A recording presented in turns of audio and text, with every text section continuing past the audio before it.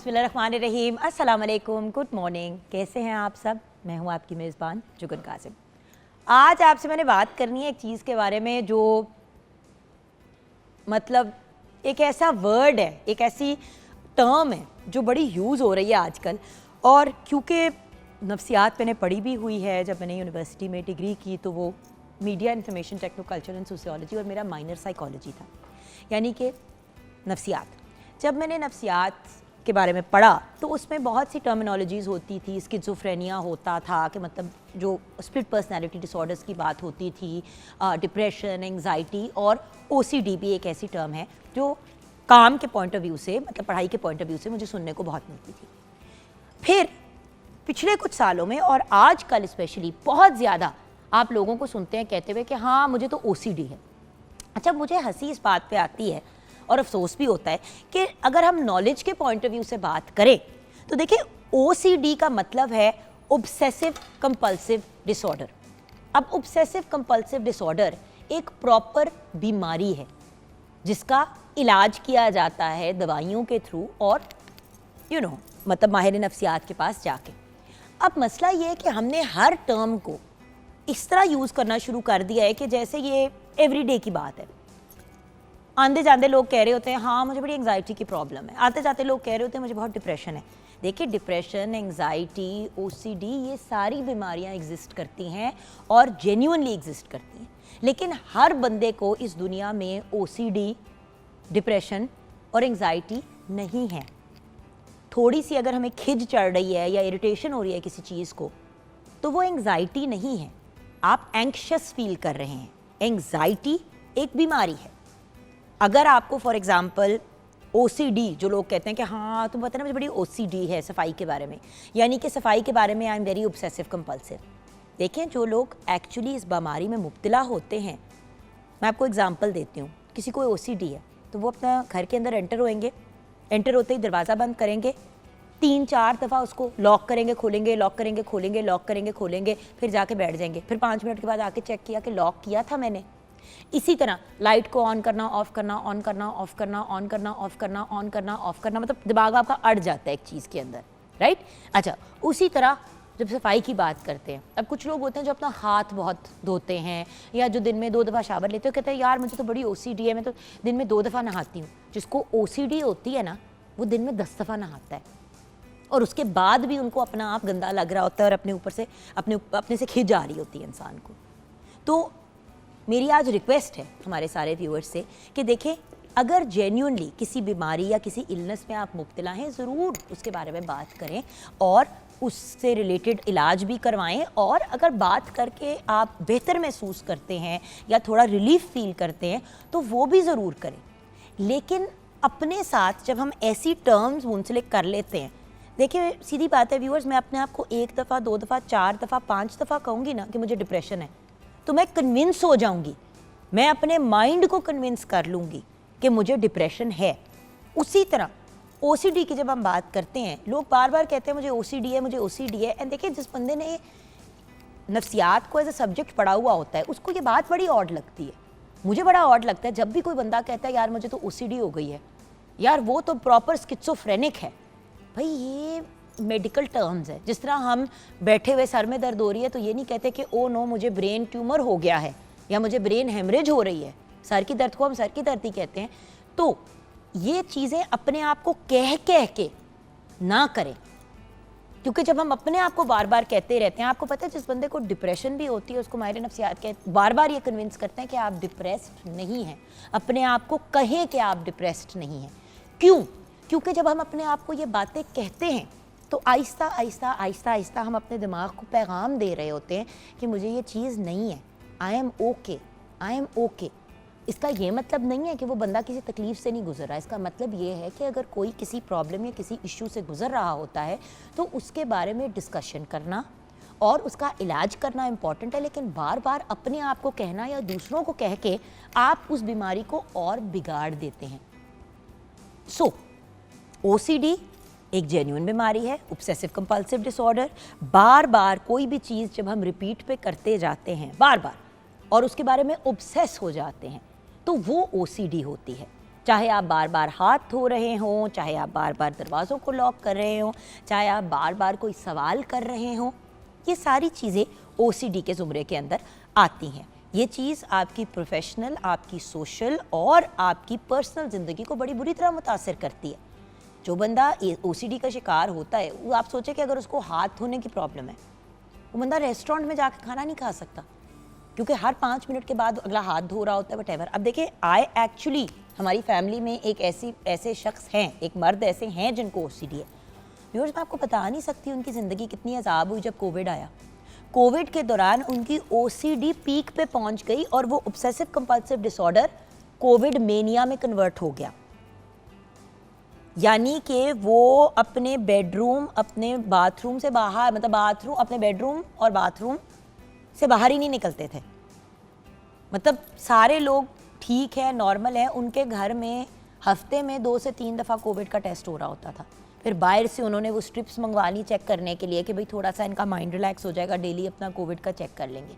So viewers, OCD एक genuine बीमारी है, उसका इलाज पॉसिबल है। अगर घर में आपके कोई ऐसा फ़र्द है या कोई ऐसा इंडिविजुअल है जो बार बार कोई चीज़ रिपीट करता है और उसकी वजह से उनकी ज़िंदगी मुतासिर हो रही है, तो माहिर नफ्सियात के पास लेके जाएं और उनका प्रॉपर इलाज करें।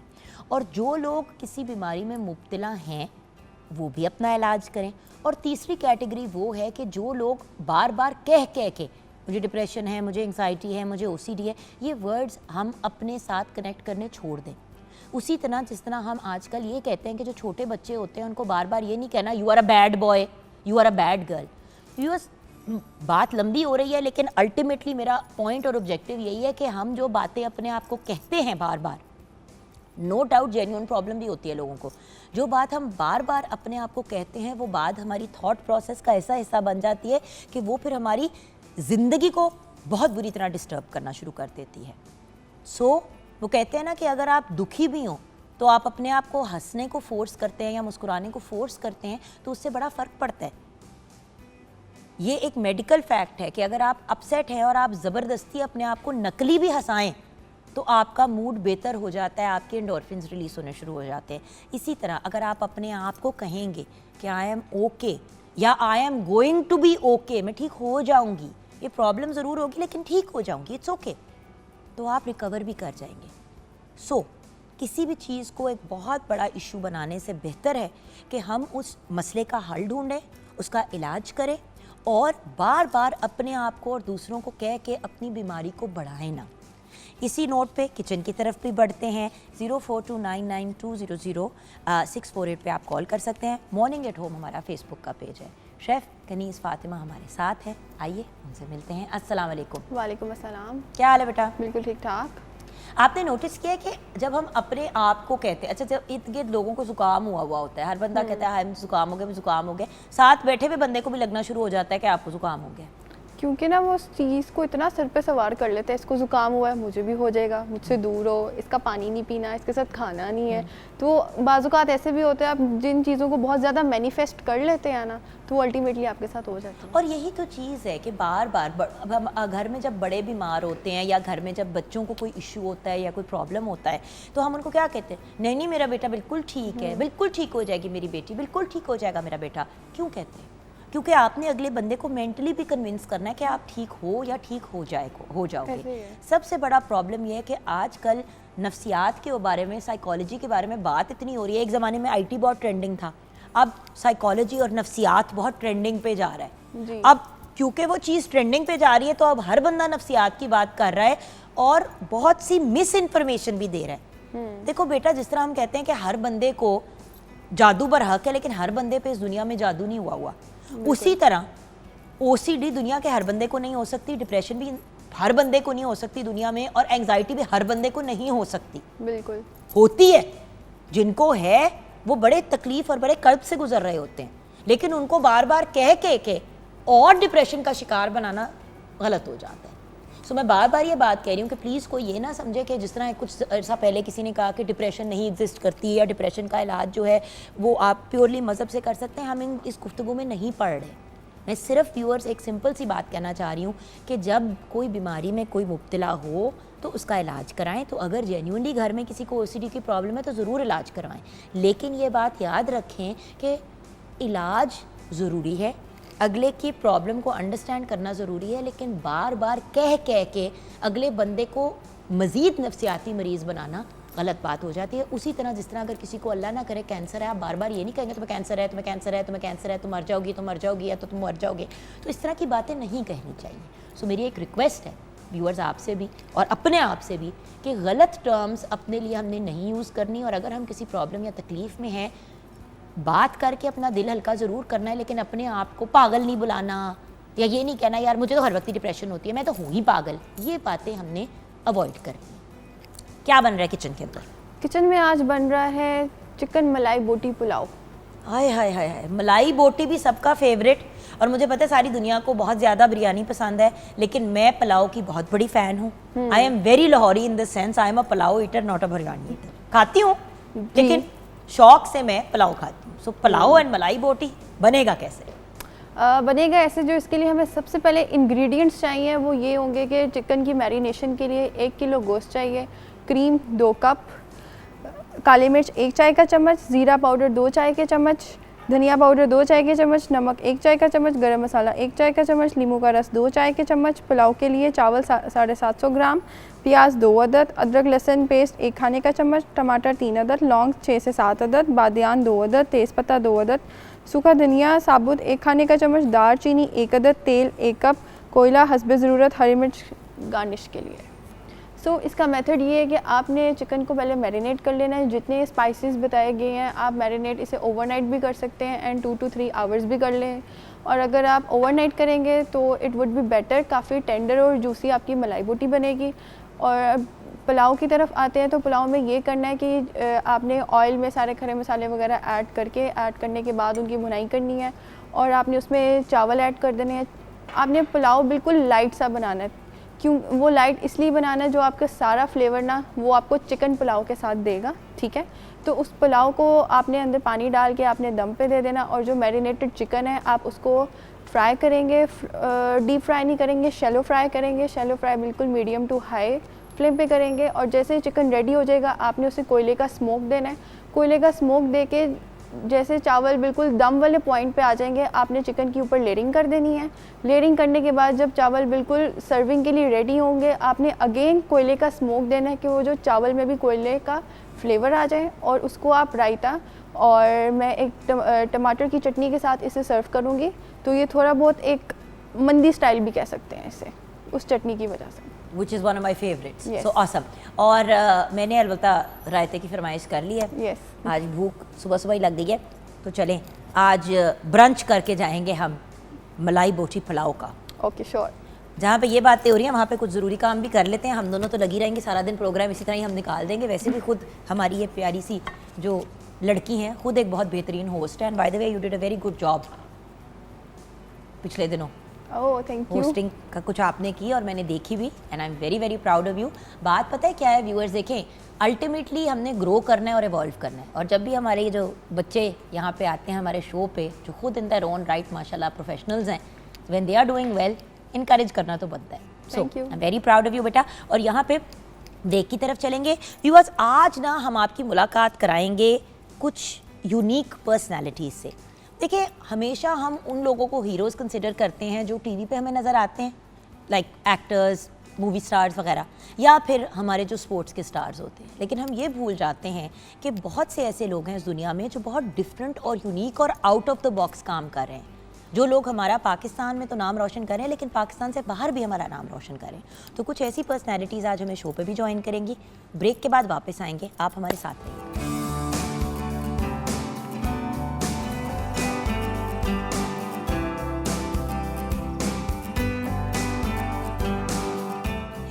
Welcome back from the break viewers. आज जैसे कि मैंने आपको कहा कुछ यूनिक लोगों से आपकी मुलाकात करनी है। आज एक बहुत ही इंटरेस्टिंग और यूनिक पर्सनालिटी, बड़ी एडवेंचरस पर्सनालिटी हमारे साथ है। आप पाकिस्तानी वर्ल्ड डेजर्ट ट्रैवलर हैं, अब डेजर्ट सहरा को भी कहते हैं।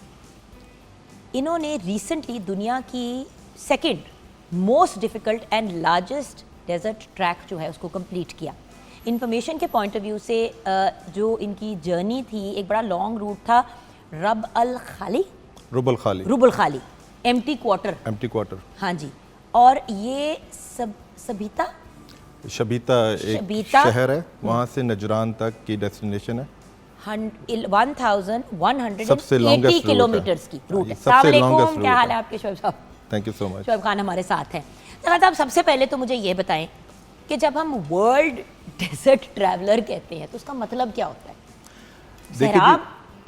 ज़्यादा मेरा तरफ जो है, सबसे पहले तो बहुत शुक्रिया PTV का, आपका बुलाने का, और मेरे लिए बायस फ़ख्र है कि मैंने पाकिस्तान को एक नुमाइंदगी की अपने मुख्तलिफ़ ममालिक के लोगों के साथ।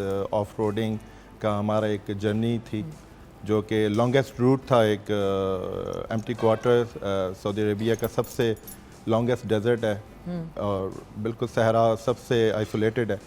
तो हमें एक टास्क मिला कि कुछ महीने पहले हम इस पर काम कर रहे थे कि इसके ऊपर हमने इसको कंप्लीट करना है और स्मूथली बड़े खैर ऑफिस से इसको जर्नी को कंप्लीट करना है।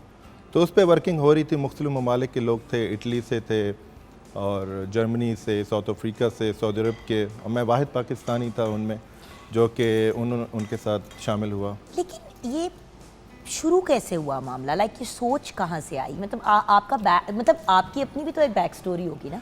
क्या आप बहुत ज़्यादा स्पोर्ट्स में इन्वॉल्व रहे हैं हमेशा? क्योंकि ऑब्वियसली अगर डेजर्ट ट्रैवलिंग करते हैं तो फिर दूसरी चीज़ों में भी आपका इंटरेस्ट होगा। जिस ममालिक में हम रहते हैं ना, अरब ममालिक में, इस चीज़ को, ऑफ रोडिंग को बहुत पसंद किया जाता है और स्पेशली विंटर में ये एक्टिविटी। ये देखिए ना व्यूअर्स, आपके साथ साथ हम फुटेज भी शेयर कर रहे हैं ताकि आपको एक आइडिया हो जाए कि हम क्या बात करें। जी सर।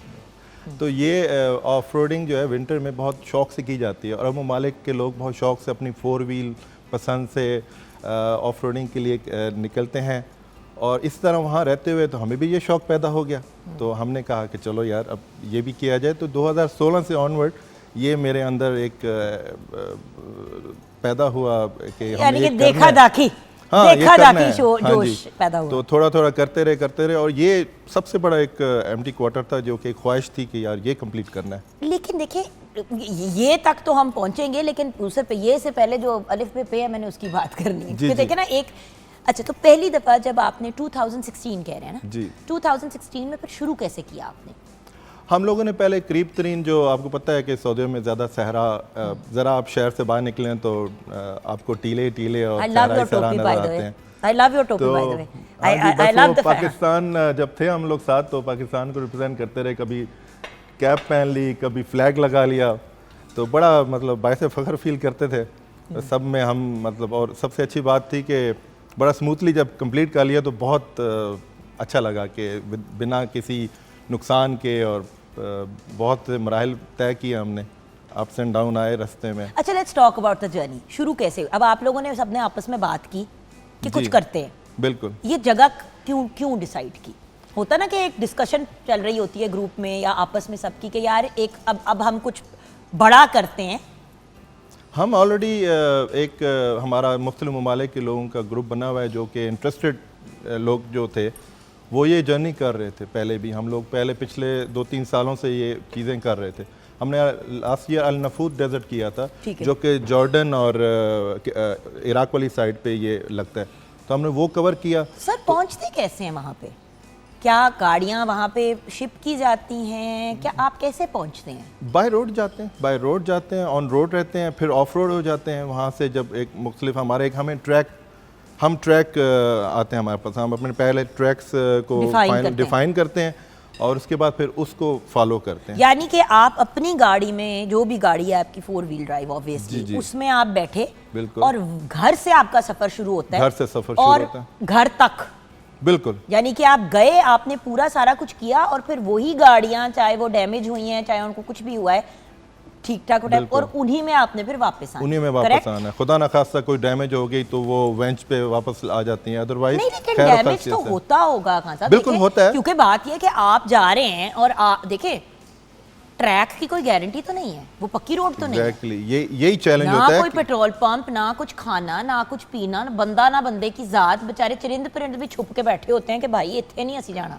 तब आप देखें ना व्यूअर्स, अब ये जा रहे हैं जीप में, आप मुझे बताया आपको कख नहीं नजर आ रहा राइट लेफ्ट, बिल्कुल कुछ भी नहीं है, सहरा ही सहरा। आप सोचे कि लाहौर से अगर किसी ऐसी जगह पे जाना होता है ना जहाँ पे रास्ते में जैसे कोई मोटरवे ना बनी हुई हो या कोई स्टॉप्स ना हो तो बंदा 50,000 दफा सोचता है और गाड़ियों में चीजें भर के लेके जाता है हमने ऐसे ही किया। कि हम 2 लोगों ने- घंटे जो है कोई बाथरूम नहीं आएगा और कोई चीज नहीं होगी। तो यहाँ पे तो कंटिन्यूअसली ही है। बिल्कुल।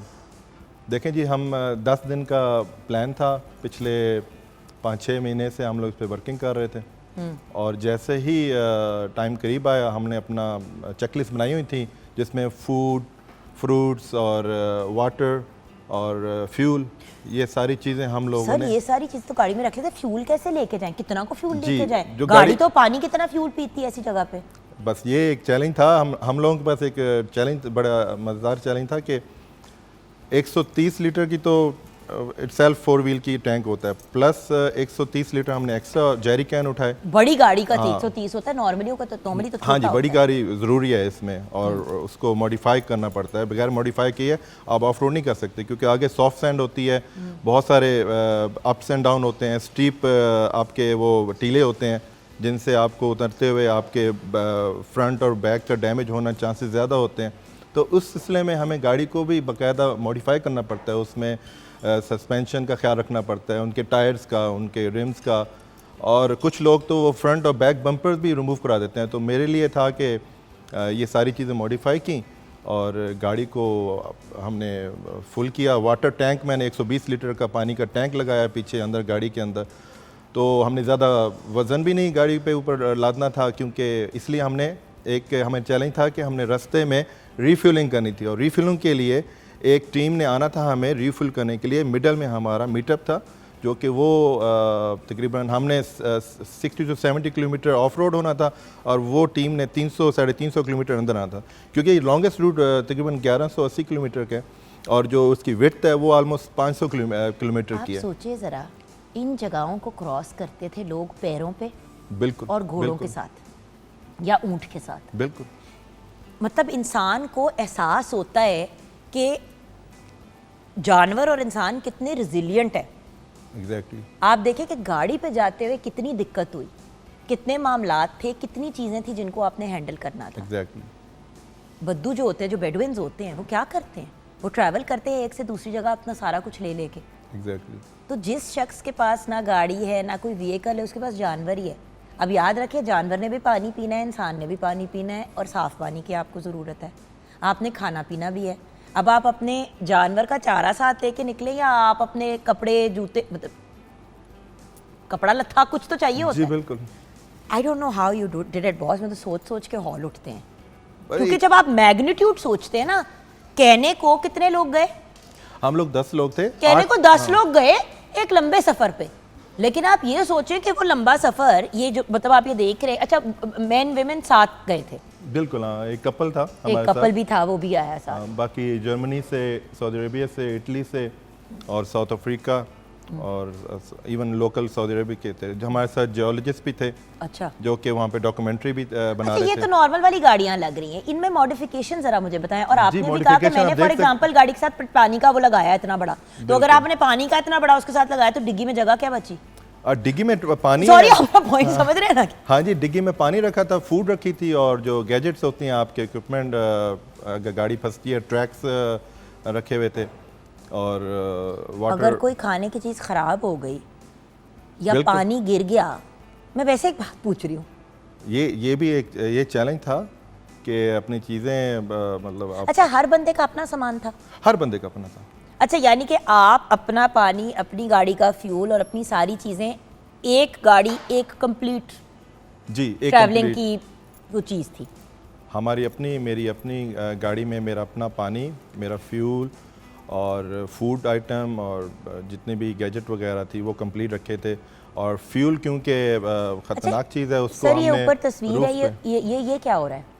ये जी मेरा 55 लीटर का जो ऊपर जेरी कैन है उसको मैं फिक्स कर रहा हूँ ताकि अप्स एंड डाउन में ये गिरे ना। तो ये है किस चीज़ का? ये जेरी कैन है, इसमें पेट्रोल होता है। सर जी ਤੁਹਾਨੂੰ पता ना, सानू तो नहीं पता ना। मैं तो दस रहा हूँ। कुड़ियां कितनी बारी जेरी कैन नु चुके पेट्रोल इसको लिफ्ट करके आपको पेट्रोल भरना है, नीचे उतारना है, फिर कितने ऊपर। हैं लीटर? 130 लीटर का ओवरऑल मेरे पास नहीं, बट पेट्रोल ये है। क्या ये था? 55 लीटर का था। तो यानी कि ऑलमोस्ट 60 किलो का। 60 किलो। ये उसको उठा के नीचे लाना है और अपने रिफिल करना है और फिर ऊपर रखना है। और ये भी खुद ही करना है। हाँ, फिर एक दो अब खाली आप होगा तो- एक बात याद रखें व्यूअर्स, ये पाकिस्तान नहीं है कि वहां पे आपके साथ 15 लोग खड़े हुए हैं कि खान साहब हेलो है, मैं ऐसी 4 लोग चुकते नहीं, ये सारा खुद करना है। Help yourself. 10 लोग हैं, 10 के 10 ने अपनी अपनी चीज़ों के जिम्मे लेना है। जैसे कि अगर कपल है तो चलो वो दोनों एक गाड़ी के अंदर है, उसमें भी उनका अपना सामान, उनकी अपनी बिल्कुल। चीज़ें हैं। मसला हो गया, चलो किसी को कुछ चीज़ की ज़रूरत होगी, आपस में एक दूसरे को ऑब्वियसली हेल्प आउट करते हैं सारे, लेकिन हर बंदा अपने जिम्मे है। एग्जैक्टली हर बंदे ने अपनी गाड़ी का इंतजाम खुद किए हुए थे। खाने पीने का क्या सिलसिला होता है बहुत, मतलब कौन सा आप अपने साथ कच्चा मतलब चीज़ें तो क्या लेके जाएं साथ, ख़राब हो जाती है चीज़ें। फ्रूट से और प्रोटीन वगैरह के जितने रिलेटेड हो, ताकि आप कम खाएं, कम टाइम लगाएं पकाने पे, मतलब इजी टू कुक वाला सीन ये होता कितने था। दिनों का था मामला? 10 दिन का 10 दिन कंप्लीट, 10 10 लोग, दिन डेली का टारगेट 10 होता था। दिन 10 लोग, वो 10 लोग के नाम से हम मूवी बनाएंगे। No network, no internet, satellite telephone थे हमारे पास, 2 सैटेलाइट फ़ोन थे और 3 जीपीएस गैजेट्स थी हमारे पास गाड़ियों में, 3 गाड़ियों में थे और वो लाइव हम लोग मॉनिटर हो रहे थे पीछे हमारे, लाइक मेरी फैमिली और बाकी सब हमें मॉनिटर कर रहे थे कि हम किस ट्रैक पे हैं, और डेली शाम को हम अपनी वेल बीइंग इन्फॉर्म कर देते थे बैक साइड। ये बहुत महंगा शौक तो महंगा है बट शौक भी नहीं है, I'm sorry, अब तो ये स्पोर्ट की जुमरे में आता Yeah, है। आप इसको इसलिए सिर्फ शौक नहीं कह सकते सर, क्योंकि देखिए एक ज़माने में सब गोल्फ को शौक कहते थे, गोल्फ एक प्रॉपर प्रोफेशनल स्पोर्ट है। उसी तरह ये जो मतलब डेजर्ट ट्रैवलिंग हो गई, बाइक्स के ऊपर ट्रैवलिंग हो गए, बहुत से लोग आपको पता है बाइक के ऊपर पूरी दुनिया को बिल्कुल, ट्रैवल करते हैं, बिल्कुल। ये अब एक स्पोर्ट के ज़ुमरे में आता है। बाकायदा ये स्पोर्ट के तौर पे यूज़ किया जाता है सारे अरब ममालिक में, स्पेशली यूएई में, सऊदी अरेबिया में, ओमान में। तो ये जो जैसे कि ये ट्रिप है फॉर एग्जांपल 10 लोगों की, इसका आपको एक्सपेंस कितना एक बंदे को आया होगा? देखिए क्योंकि अब इसमें हम ये देखें व्यूअर्स, अब आप देखें कि इस तरह से गाड़ी को नीचे सैंड में उतारना और फिर उसको ले के आगे तक जाना, रेत के अंदर तो आपको पता है व्हील्स भी नहीं सही चलते। मैंने जैसे बताया ना कि हमें उस हिसाब से उसको अपलिफ्ट किया हुआ था, तो रेत में फंसते थे हम लोग और फिर निकालने का बंदोबस्त भी था हमारा उसी तरह, और अल्हम्दुलिल्लाह बहुत ही खैर ऑफियत से ये सफ़र कंप्लीट किया हमने, और काफ़ी मराहल पे हमें मुश्किलात आई। हर्डल्स क्या थे सबसे ज़्यादा? काफ़ी अर्सा, काफ़ी स्टीप जो टीले होते थे, 12 से 14 फ्लोर के ऊंचाई के होते थे, उनको पार करना होता था और उनकी लंबाई ठीक ठाक होती थी। हमें वैलीज़ में से हर टीला क्रॉस करना होता था। हाँ। और बड़ा यानी कि यही एक मराहल थे जो मुश्किल थे, और तूफ़ान 2 दिन 3 दिन तूफ़ान रहे, जिसमें मतलब हमें 10 दिनों में से 3 दिन तूफान थे। 3 दिन तूफ़ान थे। उस दिन हम लोग खाना पकाने का डेजर्ट सीन भी में ऑफ था। तूफान सर कैसा होता है? क्योंकि पाकिस्तान देखिए ना, जिस तरह यहाँ पे भी अगर अंधेरी भी आ जाए तो आपको पता है नज़र नहीं आता, जब मिट्टी ज़्यादा धूल वगैरह उड़नी शुरू हो जाती है तो बंदा कहता है अल्लाह करे थोड़ा बारिश हो जाए ताकि ये तो बैठे।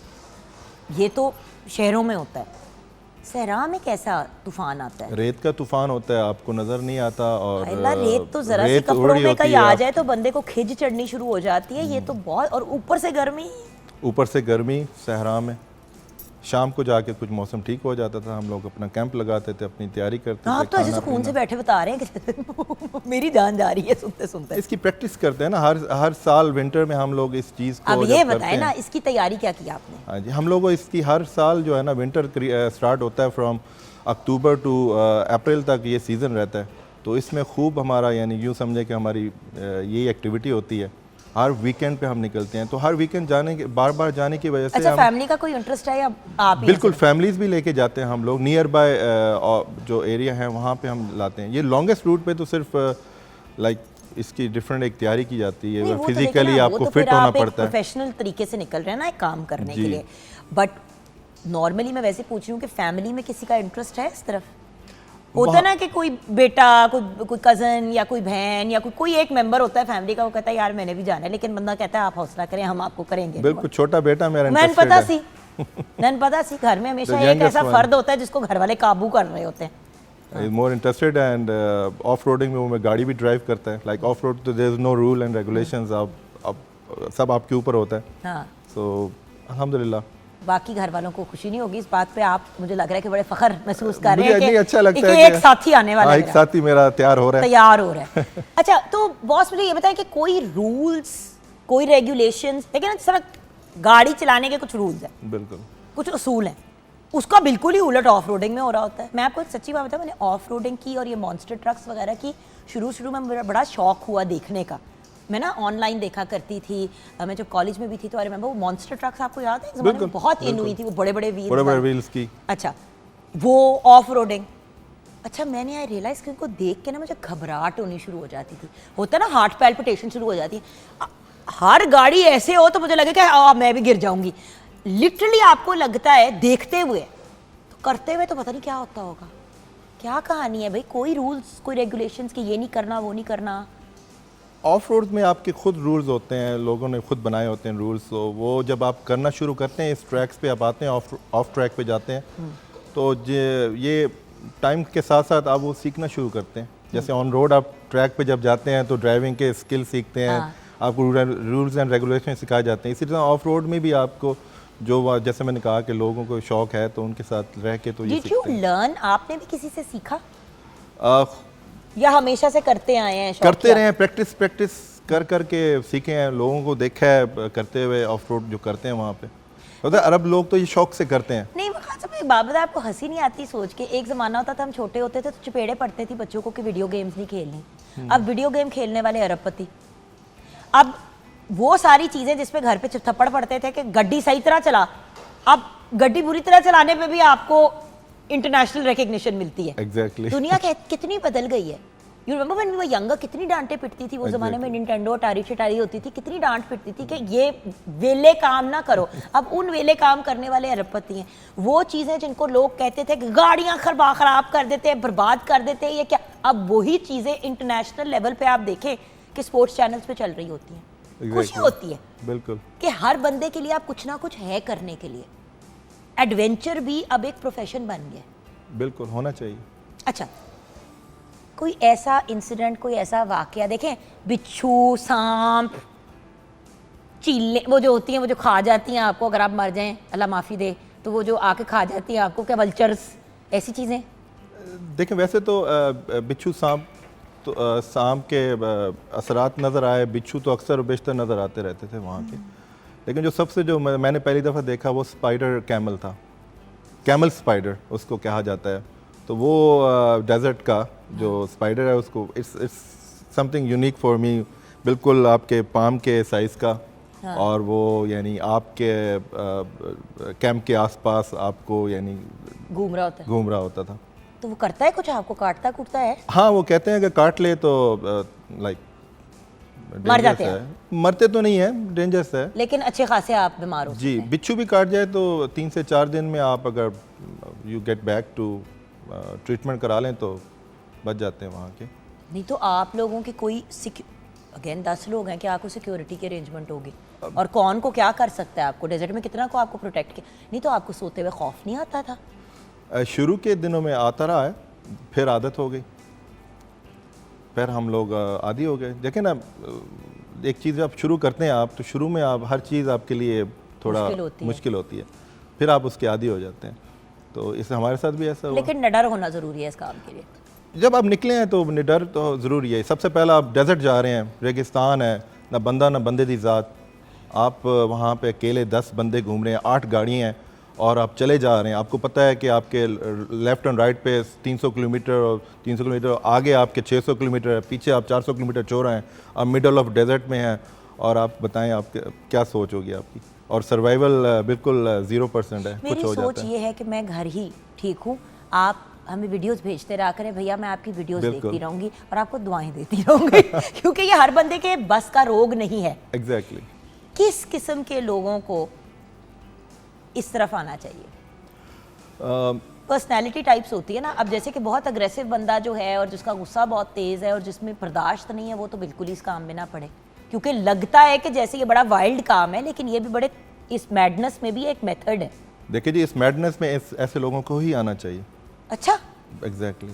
इन लोगों को तो वहाँ पे जाके सारी फ्रस्ट्रेशन निकल जाती frustration है। निकलेगी। इट्स लाइक बॉक्सिंग गाड़ी के साथ। एग्जैक्टली आप बॉक्सिंग और रेत में जब गाड़ी चला रहे होते हैं वो एक तरह की कुश्ती पूरी है। हाँ गेम है, आप एक्टिविटी है, अप्स एंड डाउन है, आप रेत के ऊपर गाड़ी चला रहे हो, अचानक स्टीप आ जाता है आगे, आपको सरवाइव करना है, फुल टाइम एक्टिव हैं आप। भाई देखिए व्यूअर्स, सिंपल सी बात है, अक्सर लोग कहते हैं कि भाई माएँ जो है बच्चों के साथ बड़ी एक्टिविटीज़ कर लेती हैं। अब ये एक एक्टिविटी है जो माँ बाप दोनों का भी साथ कर सकते हैं as a couple, and it's an amazing thing to do with your children also. बिल्कुल। बहुत से ऐसे घरों में बच्चे होते हैं, हम अक्सर यही कहते हैं कि अगर एक बच्चा ज़रा नेचुरली हाइपर है और उसकी टेंडेंसी है अग्रेसिव होने की, तो उसको किसी ऐसी चीज़ में डाल दें जहाँ पे उसकी एनर्जी जो है वो सही तरीके से यूटिलाइज हुए।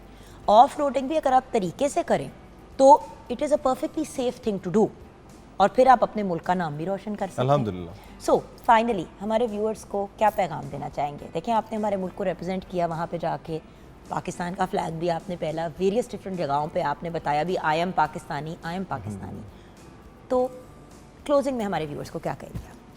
मैं लोगों को यही कहूँगा कि आएँ, ये एक्टिविटी करें। जो भी अरब ममालिक में विज़िट करता है या यहाँ पे जो चोलिस्तान और कोल्ड डेजर्ट हैं, यहाँ पे ज़रूर जाएं और इस तरह की एक्टिविटी में अपने आप को शामिल करें, और इसमें एक अलग मज़ा, एक अलग एक एक्टिविटी मिलती है। हमारा भी कोशिश है, मेरी भी कोशिश है कि अपने जितने भी मुख्तलिफ ममालिक के लोगों से मेरा कनेक्शन है उनको पाकिस्तान लेके आऊँ, उनको अपने चोलिस्तान लेके जाऊँ, अपने कोल्ड डेजर्ट लेके जाऊँ, और इस जर्नी पे उनको साथ में मतलब पाकिस्तान को विज़िट कराऊँ। को भी पाक, देखिए बात ये कि व्यूअर्स अगेन डेजर्ट्स तो पाकिस्तान में भी हैं, बिल्कुल, उनको लेके आने का मेरा दिल उनको भी है। हम लेके आएँ, हमारे भी लोग बाहर जाएं।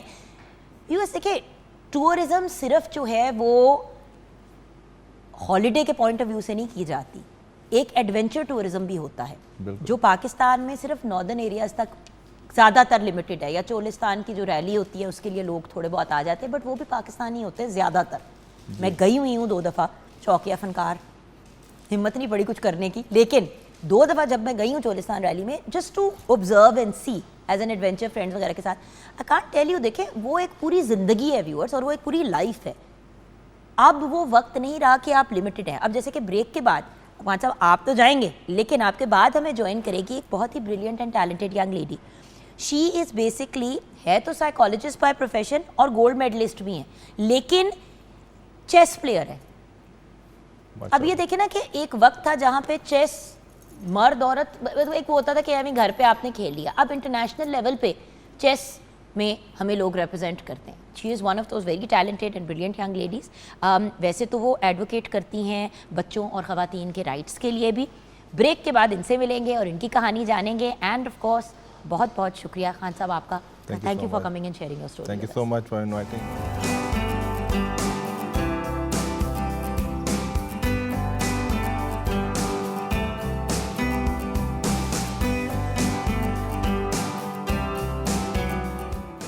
Welcome back from the break viewers. चेहरे पे ऑब्वियसली मुस्कुराहट ही आएगी जो मैं नाम लेने वाली हूँ, वैसे ही मेरा दुनिया का सबसे फेवरेट नाम है, क्योंकि मेरी बेटी का भी नाम है, हमेशा से मुझे ये नाम बड़ा पसंद है। नूर फातिमा रशीद हमारे साथ हैं। अस्सलाम वालेकुम बेटा। वालेकुम सलाम, thank you so much for having me. सबसे पहले तो नाम इससे पहले ले लिया क्योंकि जब मैं इनकी लिस्ट ऑफ क्रेडेंशियल्स या आपको लिस्ट ऑफ अचीवमेंट्स बताऊंगी तो आपने कहना है एनी जाइए ये थे एना कुछ कैंच करके लगता है, सीधी जो बात है, क्योंकि मैं भी कभी कभी हैरान हो जाती हूँ। नूर शो पे डिफरेंट कैपेसिटी में आ चुकी हैं, लेकिन आज मैंने इनको कहा कि प्लीज़ अपनी पाकिस्तान की जैकेट आपने ज़रूर पहन के आनी, क्योंकि ये जो एक जैकेट है ना, इसकी अपनी एक वैल्यू और इसकी अपनी ही एक चार्म है। बिल्कुल। पाकिस्तान नेशनल मास्टर का टाइटल अपने नाम कर चुकी हैं इंटरनेशनल लेवल पे, एक बेहतरीन चेस प्लेयर। उसके साथ साथ एक ऑर्गेनाइजेशन भी रन करती हैं जहाँ पे बच्चों और ख़वातीन के हकूक़, ह्यूमन राइट्स, बट फोकस इनका है बच्चों पे और ख़वातीन पे। फिर उसके साथ साथ पाकिस्तान को रिप्रेजेंट कर चुकी हैं ये बीजिंग में, जहाँ पे इंटरनेशनल जोग्राफ़ी ओलंपियाड हुआ, वहाँ पे इन्होंने पाकिस्तान नेशनल जोग्राफ़ी टीम के साथ हिस्सा लिया। फिर इनको ऑनर किया गया बहुत से अवार्ड से, पूरी दुनिया से, पाकिस्तान से भी, इंटरनेशनली भी। बट जो 2 ऐसे अवार्ड्स हैं जो पर्सनली जिनके नाम भी मुझे बड़े प्यारे लगते हैं, प्राइड ऑफ पाकिस्तान का अवार्ड भी इनको मिला और इंटरनेशनल डायना अवार्ड से भी आपको नवाजा गया। नूर, सबसे पहले तो मुबारक हो मेरा बच्चा, thank you so much. Well done. You see you are the kind of young people जिनको देख के मुझे खुशी होती है। हम लोगों ने तो आगे निकल जाना है, जो आप जैसे यंग लोग हैं उन्होंने ही हमारे मुल्क का नाम रोशन करना है, हमारे मुल्क को आगे लेके जाना है। सीधी बात है, हमारा तो टाइम अब टेल एंड पे है ना। So with young people coming आगे, सबसे पहले तो मैं आपकी जर्नी जानना चाहूँगी, क्योंकि बेटे हर बंदे की कहानी जो होती है ना, स्टोरी है, वो आपको बताती है कि वो क्यों यहाँ तक पहुँचा। कहानी शुरू कहाँ से होती है? स्कूल से शुरू करते हैं। पढ़ाई कहाँ पे की, कहाँ बड़ी हुई, क्या स्टोरी? सो लाहौर से जर्नी स्टार्ट हुई। मेरे पेरेंट्स जो हैं उन्होंने जैसे मैं उन्होंने ये डिटर्मिन कर लिया कि हम जो गोल्स नहीं अचीव कर सके हमारी बेटी वो करेगी, तो डे वन से उसी तरह उन्होंने सपोर्ट किया। बच्चे कितने थे माँ बाप, मतलब भाई बहन कितने? मेरे 2 छोटे भाई हैं। अच्छा, and I am the first born grand child of my grand parents. तो हाय हाय हाय हाय रब्बा, प्रेशर। मेरी बहन भी फर्स्ट बॉर्न ग्रैंड चाइल्ड थी मेरे दादकों के साइड से। जी, बहुत प्रेशर होता है भाई। यू कैन अंडरस्टैंड, वो और सारा वो भी you have to maintain सबसे pace। पहला ग्रैंड चाइल्ड एंड सबसे पहली ग्रैंड डॉटर, लो जी हर चीज का प्रेशर। आपा के मुझे याद है आज भी रिजल्ट्स को पूरी फैमिली पूछती थी, नंबर इस बार कितने आए हैं। Yeah। ये तो अब बहुत कॉमन हो गया, हम जब छोटे थे ये इतना नहीं होता था। जी, वो सारी फैमिली के सामने you have to maintain face. फिर आपके यंग सिबलिंग्स कजन्स होते हैं, they are looking up to you, तो वो शुरू से बहुत प्रेशर है जैसे आपने बोला, तो आई एग्री विद यू। सो वहाँ से ही था कि सबके जो फोकस था वो था कि भाई हमने नूर पे ही फोकस करना है, इसको कुछ बनाना है। तो सबसे पहले बुक रीडिंग स्टार्ट की। I used to sit in my room and read books. तो that just gave me an exposure of the entire world. मुझे पता चला कि दुनिया में क्या क्या अपॉर्चुनिटीज़ हैं, क्या क्या चीज़ें हो रही हैं। लेकिन बुक रीडिंग जान कौन करता था घर में ज़्यादा? कोई एक शख्स होता जी। है जो लगाता है अगले को। जिस तरह मेरे, I love reading but I be honest, reading मेरी प्रायोरिटी लिस्ट पे सबसे, वो एक रिलैक्सिंग के लिए एक चीज़ होती है। मतलब कि चलो टाइम मिल गया तो हफ्ते में एक दफ़ा 4 पेज किसी किताब के पढ़ लिए। फैसल डेली पढ़ता है किताबें, किताब नहीं किताबें। सो बच्चे भी, हसन भी हो गया, नूर भी हो गया, उनको रात को कहानी ना सुनाओ वो नहीं पढ़ते, वो नहीं सोते। तो आपके घर में कौन था इतना पढ़ाई से इंस्पायर्ड? मेरे दोनों पेरेंट्स ने इंग्लिश लिटरेचर किया हुआ था, तो वहीं से ही उनकी वजह से घर में पहली बुक्स पढ़ी हुई थी सारी। कहाना समझ आ गई ना, हर बंदे की कहानी से आपको समझ आ जाता है भाई। अच्छा, फिर सोशलाइजेशन बहुत ज़्यादा मैटर करती है जैसे आपने बोला, तो वहीं से ही शुरू किया। और वहाँ से फिर मुझे बहुत सारी चीज़ों का पता चला and I could pick and choose कि मुझे करना क्या है। अच्छा, वहीं दुनिया खुल गई ना। जी, तो सबसे पहले एक ही विजन था कि एकेडमिक्स में एक्सेल करना है, तो वहीं से शुरू किया। डिफरेंट प्लेटफॉर्म्स में, साइंसेस में मेरा इंटरेस्ट शुरू से ही नहीं रहा था, तो I wanted to discover other fields. वहाँ से ही मैंने ज्योग्राफी पढ़ना शुरू की। और जब पाकिस्तान में नेशनल ओलंपियाड हुआ ज्योग्राफी का, तो मेरी टीम में सिलेक्शन हुई। हमारा एक ही बैच अभी तक ज्योग्राफी ओलंपियाड में किया है। हम जब गए थे I think 42nd geography olympiad था और पाकिस्तान की फ़र्स्ट टीम थी। लेकिन जब से हम लोग होकर आए हैं, पाकिस्तान को रिप्रेजेंट करके आए हैं, अभी और next team Pakistan is yet to send. But हमारे लिए बहुत अच्छा एक्सपीरियंस था इंटरनेशनली, वहाँ पे जाकर compete करना इंटरनेशनली, और देखना कि लोग कितना इस चीज़ को कर रहे हैं बिकॉज ऑफ क्लाइमेट चेंज। अब जोग्राफ़ी की तरफ और जो इस तरह के सारे हैं नेचुरल रिसोर्सेज, इसकी तरफ वर्ल्ड का ट्रेंड बहुत ज़्यादा हो रहा है। क्लाइमेट में बहुत ज़्यादा जॉब्स आ रही हैं, तो वो एक बहुत अच्छा लर्निंग हमारे लिए अपॉर्चुनिटी थी। पाकिस्तान में आपको पता है जिस तरह लाहौर में स्मॉग आ जाता है बहुत ज़्यादा, तो हमें बहुत ज़रूरत है क्लाइमेट की अपॉर्चुनिटीज़ पे काम करने की, बच्चों को ग्रूम करने की कि वो जोग्राफ़ी में, क्लाइमेट में, इस तरह के हमारे जो रिसोर्सेज हैं उसमें इंटरेस्ट लें और आगे इन चीज़ों पे काम करें।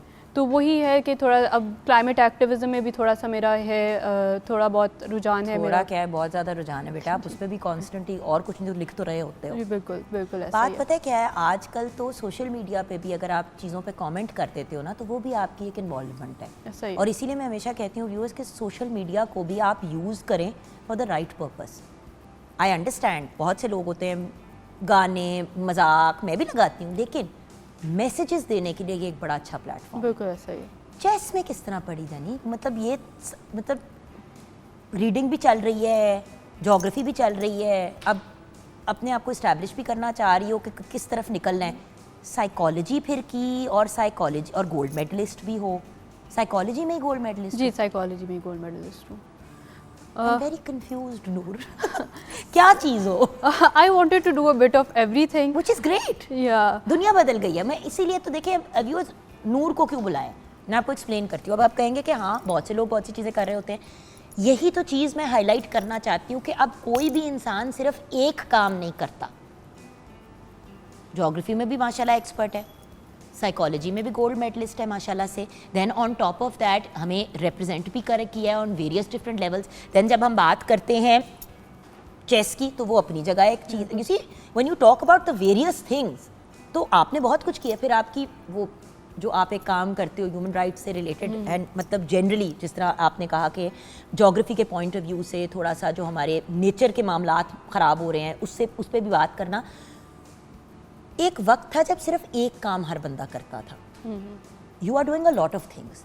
लोग कहते हैं जब बहुत कुछ कर रहे होते तो कोई भी चीज़ अच्छे से नहीं होती, इसके बारे में क्या कहोगी?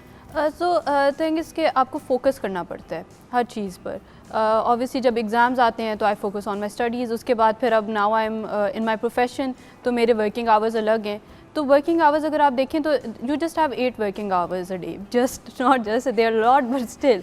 उसके बाद यू हैव 16 नॉर्मल लोगों के लिए 8 बहुत ज़्यादा है। आप जिन आपको 2-3 दिन अगर लगातार काम करें तो तब शायद आप थकती हैं। तो 16 hours you have to play with, आपके अपने हैं, जो मर्जी आप उसमें करें। नूर सोना भी होता है या नींद थोड़ी कम करनी पड़ती है फिर। वो उधर देखे ना, वो गरीब आदमी आपको देख रही है, कह रही है एक्सक्यूज मी, सुन रही है उसको।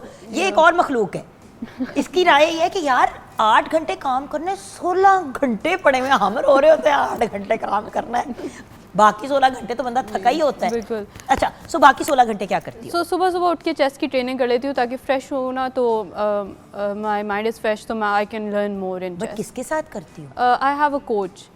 मेरे कोच ऑनलाइन ट्रेनिंग देते हैं और उसके चेस में ना कोचिंग का पाकिस्तानी है या बाहर है? पाकिस्तानी है। पाकिस्तान में बहुत टैलेंट है बट उसको हमें टैप करने की ज़रूरत है। लोग समझते हैं कि चेस में भी एक माइंड स्पोर्ट है तो इसमें आपको ट्रेनिंग की ज़रूरत नहीं है, इसमें बल्कि आपको डबल ट्रेनिंग की ज़रूरत है, physical training and mental training. Physically you have to be fit क्योंकि आपने बहुत अर्सा बोर्ड पे बैठना होता है, और फिर मेंटल ट्रेनिंग आपकी बहुत ज़रूरी है। Your brain has to be in constant action, आपको रोज़ खेलना होता है ताकि आप बोर्ड पे जाके उस टाइम परफॉर्म कर सकें। मैं एक कहीं पढ़ रही थी कि काफ़ी अर्से पहले की बात है कि कहीं एक चेस प्लेयर हैं, कोई सीनियर और बहुत वो, इतने घंटे वो लोग खेल रहे थे कि बार बार ब्रेक्स लेनी पड़ी एंड इवेंचुअली ही सेड, उन्होंने गेम ही छोड़ दी। तो फिजिकल फिटनेस ऐसे मामले में ज़रूरी होती है। लोग सोचे बैठे, वही है ना कि बैठे में बोर्ड पड़ा है जो मर्जी कर लो, लेकिन आप मुझे बताएं आपने कितने को चेस प्लेयर्स देखे हैं जो ओवरवेट है? बहुत कम। पाकिस्तान में हो सकते हैं, लेकिन इंटरनेशनली क्योंकि बहुत ज़्यादा ऑलरेडी उन्होंने अपना कर लिया हुआ है कि तो पाकिस्तान में अब ट्रेंड आ रहा है कि अब लोग फिजिकल फिटनेस पे भी काम कर यू रहे have to remember one thing viewers, दिमाग के काम के लिए फिजिकली फिट होना और भी ज़रूरी होता है। सही है। क्योंकि अगर दिमाग का काम करना है और कोई फिजिकल इंजरी चल रही है, लोग तो अगर इंजर्ड हों या फॉर एग्जांपल सर्वाइकल का इशू चल रहा हो, बहुत से लोगों के बिकॉज ऑफ दिस नेक के इश्यूज हो जाते हैं लॉन्ग टर्म। ऐसा ही है, क्योंकि घंटों आपने बोर्ड को देखना है, बट आई एम श्योर कि कंप्यूटर की वजह से चीज़ें बहुत बेहतर हुई होगी। बिल्कुल ऐसा ही है। चेस में पढ़ी कैसे? मेरे डैड ने मुझे एक दिन गेम खेलना सिखाई थी कि पीसेस कैसे मूव करते हैं, लेकिन उस टाइम पे चेस के रिगार्डिंग इतना नहीं था कि पाकिस्तान में टूर्नामेंट्स नहीं होते थे। मैं भी कितनी बड़ी थी जब अब्बू ने चेस सिखाई? 6 years 7 years old। मैं यही कहने लगी थी, चेस में हमेशा कहते हैं कि चेस जितनी छोटी उम्र पे सिखाते हो उतना ही ज़्यादा ऐसा ही है, आप कैच कर लेते हो, और क्योंकि बिल्कुल टोटल माइंड की गेम है। ऐसा ही है। फिर 2016 sorry I don't remember the year exactly, but मैं USA गई थी फिर पढ़ने के लिए, और वहाँ पे मेरी जो यूनिवर्सिटी थी it is number 1 in chess throughout USA and the world as well. और वहाँ पे जो हमारी कोच थी वो Susan Polgar, she is the first female जिन्होंने जेंडर स्टीरियोटाइप्स ब्रेक किया चेस में। मैंने उनके बारे में डॉक्यूमेंट्री देखी हुई थी, तो ऑलरेडी मुझे क्योंकि चेस में इंटरेस्ट था, वहाँ से मुझे प्रोफेशनली पता चला और वहाँ पे मेरी गेम बहुत ग्रूम हुई।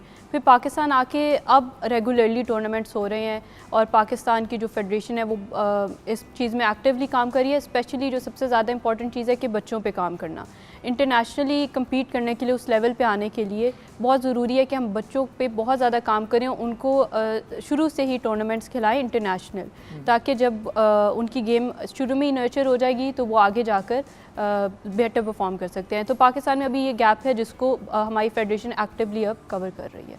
अमेजिंग। तो मुझे ये बताओ कि प्रोफेशनली चेस में कब पड़ी, मतलब वो पहला मैच किसके साथ था, क्या था? पहला मेरा यूएसए में ही था। वहाँ पे सेंट लुइस ओपन होता है हर साल, सेंट लुइस का सबसे बड़ा टूर्नामेंट, वहाँ पे मैंने जाके खेला था। और I did not have much expectation from myself कि पहला tournament I was just going there to learn, लेकिन फिर भी मेरी बहुत अच्छी अचीवमेंट रही थी। मैंने उस टाइम पे पार्टनर किया था एक ग्रैंड मास्टर के साथ, तो डबल्स में हमारी टीम के पॉइंट सबसे ज़्यादा हो गए। तो हमने ऑलरेडी वहाँ से एक मोटिवेशन मिली, क्योंकि आप पहले टूर्नामेंट में जाके विन कर लो तो आपको लगता है कि आगे से आप कुछ बेहतर कर सकते हो। तो डबल्स में क्योंकि वहीं पे ही विन कर लिया, तो वहाँ पे फिर बाकी टीम मेंबर्स ने भी मेरे पे ज़्यादा वर्क करना शुरू कर दिया, मेरी कोच ने भी, तो वहाँ से मेरी गेम काफ़ी इंप्रूव हो गई। कुड़ी ठीक है, तो मेहनत करो। अच्छा, बाहर गई पढ़ने के लिए, ये कैसे हुआ? बस अप्लाई किया, स्कॉलरशिप मिली। नहीं जान, देखो अगेन इतनी छोटी बात नहीं है। पाकिस्तान से बाहर जाके पढ़ना वैसे भी एक फाइनेंशियली बहुत बड़ी चीज़ होती है। फिर हिम्मत करना, अप्लाई करना, दाखला हो जाना, और आपको पता है कि स्कॉलरशिप के बगैर डॉलर्स में पैसे बंदा नहीं दे पाता। थोड़ा सा वो भी तो बताओ ना। अब कहाँ पे पहुंची थी लाइफ में, पढ़ाई में, जब आप बाहर गए फिर? सो ए लेवल्स मैंने कंप्लीट किया था अपना, और ए लेवल्स में अच्छे ग्रेड से तो I applied to a few universities. एक दो से अच्छी स्कॉलरशिप अपॉर्चुनिटी आई, और क्योंकि इस यूनिवर्सिटी का नाम चेस से जुड़ा हुआ था तो आई सेड मे बी इस फील्ड को करना चाहिए। वेबस्टर यूनिवर्सिटी, वेबस्टर यूनिवर्सिटी इन सेंट लुइस। जी, सेंट लुइस में है। सेंट लुइस एक्चुअली यूएसए का चेस कैपिटल भी है। तो वहाँ पे फिर जब मैं गई, ज़्यादातर लोगों ने यहाँ से कहा कि भाई आप बेटी को बाहर भेज रहे हैं, आपको पता है इस तरह के जेंडर स्टीरियोटाइप, स्टिग्मास एसोसिएटेड हैं, तो वो एक चैलेंज था मेरी फैमिली के लिए फ़ाइट करके मुझे भेजना। लेकिन फिर इन दी एंड बहुत सपोर्ट रही, क्योंकि हमेशा यही होती है ना कि जैसे बेटा पैदा होता है घर में तो कहते हैं एनु बाहर भेजेंगे पढ़ने वास्ते। सही है। मैं हमेशा सोचती हूँ कि क्यों उसकी पढ़ाई का लेवल, जबकि इंटरेस्टिंग बात ये है कि गर्ल्स जनरली परफॉर्म बेटर पढ़ाई लिखाई के मामलात में, और स्कॉलरशिप्स भी आपको बड़ी मिल जाती हैं। एंड बाय द वे मैं एक बात व्यूअर्स आपको बताऊं कि पाकिस्तान से जब आप एक ऐसे मुल्क से अप्लाई करते हैं बाहर, जब एप्लीकेशंस आती हैं तो ये भी देखा जाता है मेल या फीमेल। तो मैं ज़रूर रेकमेंड करूंगी सबको कि सिर्फ लड़के ना बाहर के लिए अप्लाई किया करें। जब आप मतलब अपना FA या अपने A लेवल्स मुकम्मल करते हैं, अप्लाई करके ट्राई करके तो देखें। बिल्कुल, आपको भी स्कॉलरशिप मिल गई। अगर एक इतना अच्छा स्टूडेंट है और उसकी इतनी अचीवमेंट्स हैं, तो वो जब अप्लाई करेगा तो उसको स्कॉलरशिप मिल ही जाएगी, चाहे लड़का हो या लड़की। तो इस चीज़ से तो हम निकले ना। मुझे, मेरे साथ भी यही हुआ था। हर बंदा आज भी मुझे पूछा, अच्छा तुम बाहर गई थी पढ़ने के लिए, लेकिन क्यों, फैमिली शिफ्ट हो रही थी? मैंने कहा नहीं। तो क्यों गई? मैंने कहा पढ़ने के लिए। नहीं, लेकिन रीज़न क्या था? मैंने कहा कि पढ़ाई कर, मतलब अभी तक मैं नूर लोगों को यही समझा रही हूँ कि मैं, हमारी फैमिली में बच्चियाँ, लड़के लड़कियाँ सारे अपने A लेवल्स, O लेवल्स के बाद, मतलब O लेवल्स के बाद, हाई स्कूल के बाद या FA के बाद बाहर जाते हैं। वो अपना बैचलर्स बाहर से ही करते हैं। अब ऑब्वियसली अगर किसी का बड़ी महंगी यूनिवर्सिटी में दाखिला हो गया और उसका स्कॉलरशिप भी नहीं मिली तो फिर वो प्रॉब्लम हो जाती है। तो हमारे यहाँ तो जाते हैं, आपके भी पेरेंट्स ने आपको भेज दिया। अच्छा, वहाँ पे जाके क्या एडजस्टमेंट इश्यूज हुए? कल्चर शॉक सबसे पहले। आपने मूवीज़ में सब देखा होता है, बट वहाँ पे एक्चुअल जाके एडजस्ट करना एक चैलेंज होता है। अच्छा, जिंदगी में पहली दफ़ा गई थी अमेरिका? जी, पहली दफ़ा, एंड अकेले। मेरे वाला हाल क्या है, लैंड हुई, मैंने कहा अब क्या करूं। रैंडम लोगों से पूछ रही हूँ वेयर डू आई गो, कहता जी उत्थे बस फड़ो ते उत्थे बस स्टेशन जाओ ते उत्थों लंडन ओंटारियो दी बस फड़ो ते काम पे जाओ। हाँ, ऐसा ही है। तो वहाँ पे मुझे ये काफ़ी लोगों ने डराया भी कि अकेले जा रही हो, पेरेंट्स नहीं छोड़ने जा रहे। मैं इतने पैसे नहीं है कि पेरेंट्स को भी साथ ले जाऊँ। तो अकेले ही ट्रैवल करना था। लेकिन ये था कि सब कुछ मेरे पेरेंट्स से प्रिपेयर करके मुझे भेजा था हर चीज़ के लिए। लेकिन वहाँ पे जाते ही फिर एक बहुत अच्छी चीज़ होती है कि वहाँ पे आप काउंसलिंग ले सकते हो। तो वहाँ पे काउंसलिंग ने बहुत हेल्प किया कल्चर शॉक से गेट ओवर करने के लिए। इंटरनेशनल स्टूडेंट कोऑर्डिनेटर्स भी होते हैं वहाँ पे। फिर एक सबसे ज़्यादा जो अच्छी बात है कि इंडिपेंडेंटली रहना सीखा कि अपने काम सारे खुद कैसे करने हैं। और मेरे लिए सबसे बड़ी बात यह है कि घर पे जब रोल मॉडल्स हो तो आपके छोटे बहन भाई आपको फॉलो करते हैं। तो मेरा भाई जो है वो अब क्लाइमेट चेंज में PhD कर रहा है। I represented Pakistan in geography olympiad and he is working on climate change and he is doing his PhD from university of Sydney. वाह, ऑन फुली फंडेड स्कॉलरशिप। वहीं पे ही है। वही है अभी। अब वही वाली बात है ना कि देखो नूर, इंसान ज़िंदगी में कुछ भी करना चाहे तो कर सकता है। जेंडर को तो आप साइड पे ही कर दिया ना, अब जेंडर वाली तो बात ही नहीं बनती कि मेल है, फीमेल है, ट्रांसजेंडर है, आप जिस भी जेंडर से बिलोंग करते हैं आप आगे बढ़े। देखिए, ग्लास सीलिंग मर्द ने भी तोड़नी है अपनी कैपेसिटी में, औरत ने भी तोड़नी है अपनी कैपेसिटी में, और सच्ची बात है ट्रांसजेंडर ने तो हर स्टेज पे।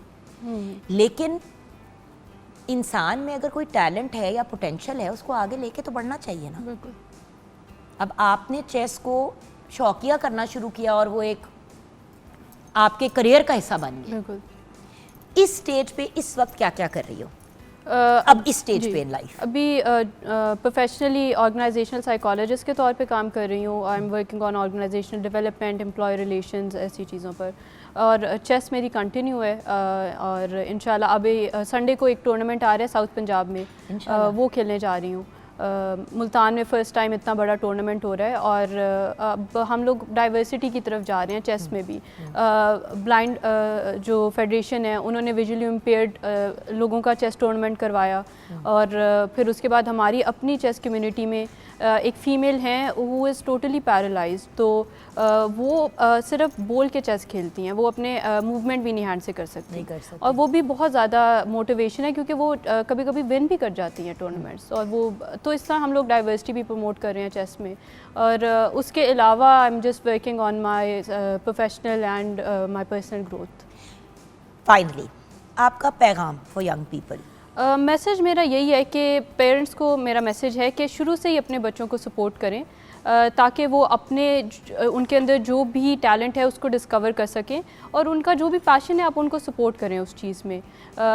और यही है कि पाकिस्तान में बहुत ज़्यादा अपॉर्चुनिटीज़ हैं, और जितनी अपॉर्चुनिटीज़ हैं हमें उतने ज़्यादा लोगों की ज़रूरत है कि वो उनको आके उन अपॉर्चुनिटीज़ को ग्रैब करें और इंटरनेशनली पाकिस्तान का नाम रोशन कर सकें। तो यही मेरा मैसेज है सबको। Thank you so much Noor for joining us. Thank you. Viewers, वही वाली बात होती है ना कि देखें, हम अंडरस्टैंड नहीं करते हैं कि हमारे ही मुल्क में रहते हुए कितने ज़्यादा इंटरेस्टिंग और यूनिक हीरोज़ हैं। हम हमेशा कोई वाली बात बिल्कुल मैंने शुरू में अभी कही, I am gonna say it again, कि हमें लगता है कि हीरो वो है जो टीवी की स्क्रीन पे नज़र आ रहा है, जो ड्रामा आर्टिस्ट है, फिल्म स्टार है, सिंगर है। स्पोर्ट्स की अगर बात करें तो क्रिकेट के 3-4 स्टार्स हैं और बस।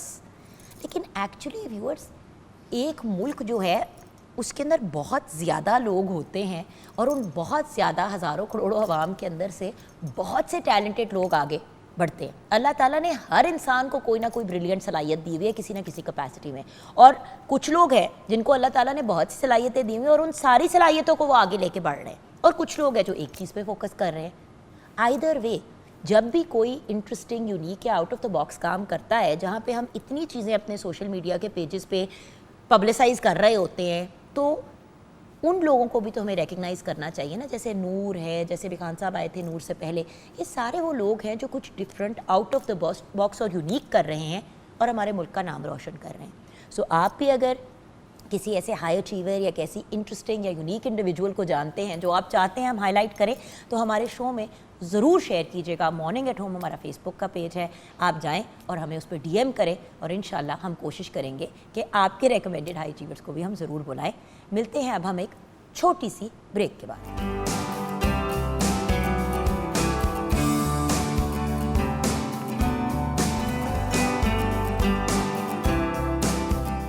Welcome back from the break viewers. हमारे साथ अब मेरे ख्याल से कुछ सेहत की और कुछ अपनी तकलीफ़ों की भी बात कर लेते हैं। हाई अचीवर्स तो अपनी जगह है, लेकिन व्यूअर्स, ज़िंदगी में हाई अचीवर अगर बनना है या ज़िंदगी में अचीवमेंट्स करनी है, तो उसके लिए आपकी सेहत का और आपकी बॉडी का प्रॉपर तरीके से फंक्शन करना बहुत ज़रूरी है।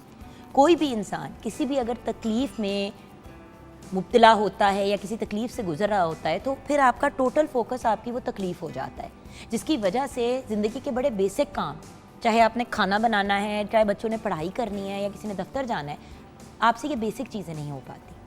तो वो इंसान जो लोगों को इन मसाइल से निकालते हैं, आज हमारे साथ हैं डॉक्टर वसीम जावेद हमारे साथ हैं। अस्सलाम वालेकुम। वालेकुम अस्सलाम। डॉक्टर साहब जो हैं फिजियोथेरेपिस्ट भी हैं, वेस्टर्न मेडिकल एक्यूपंक्चर भी करते हैं, बॉडी एडजस्टमेंट के भी एक्सपर्ट हैं और ऑस्टियोपैथी में भी एक्सपर्टीज़ रखते हैं। और बाय द वे इन्होंने स्पेशली पेन मैनेजमेंट में skillful hand and through advanced machinery जो है लोगों को बहुत ज़्यादा रिलीफ दी है। तो डॉक्टर साहब, आपसे बात करने से पहले आज आपके 2 पेशेंट्स भी हमारे साथ हैं। आज हमें ज्वाइन किया है व्यूअर्स उमर ने और ओवैस ने। अस्सलाम वालेकुम।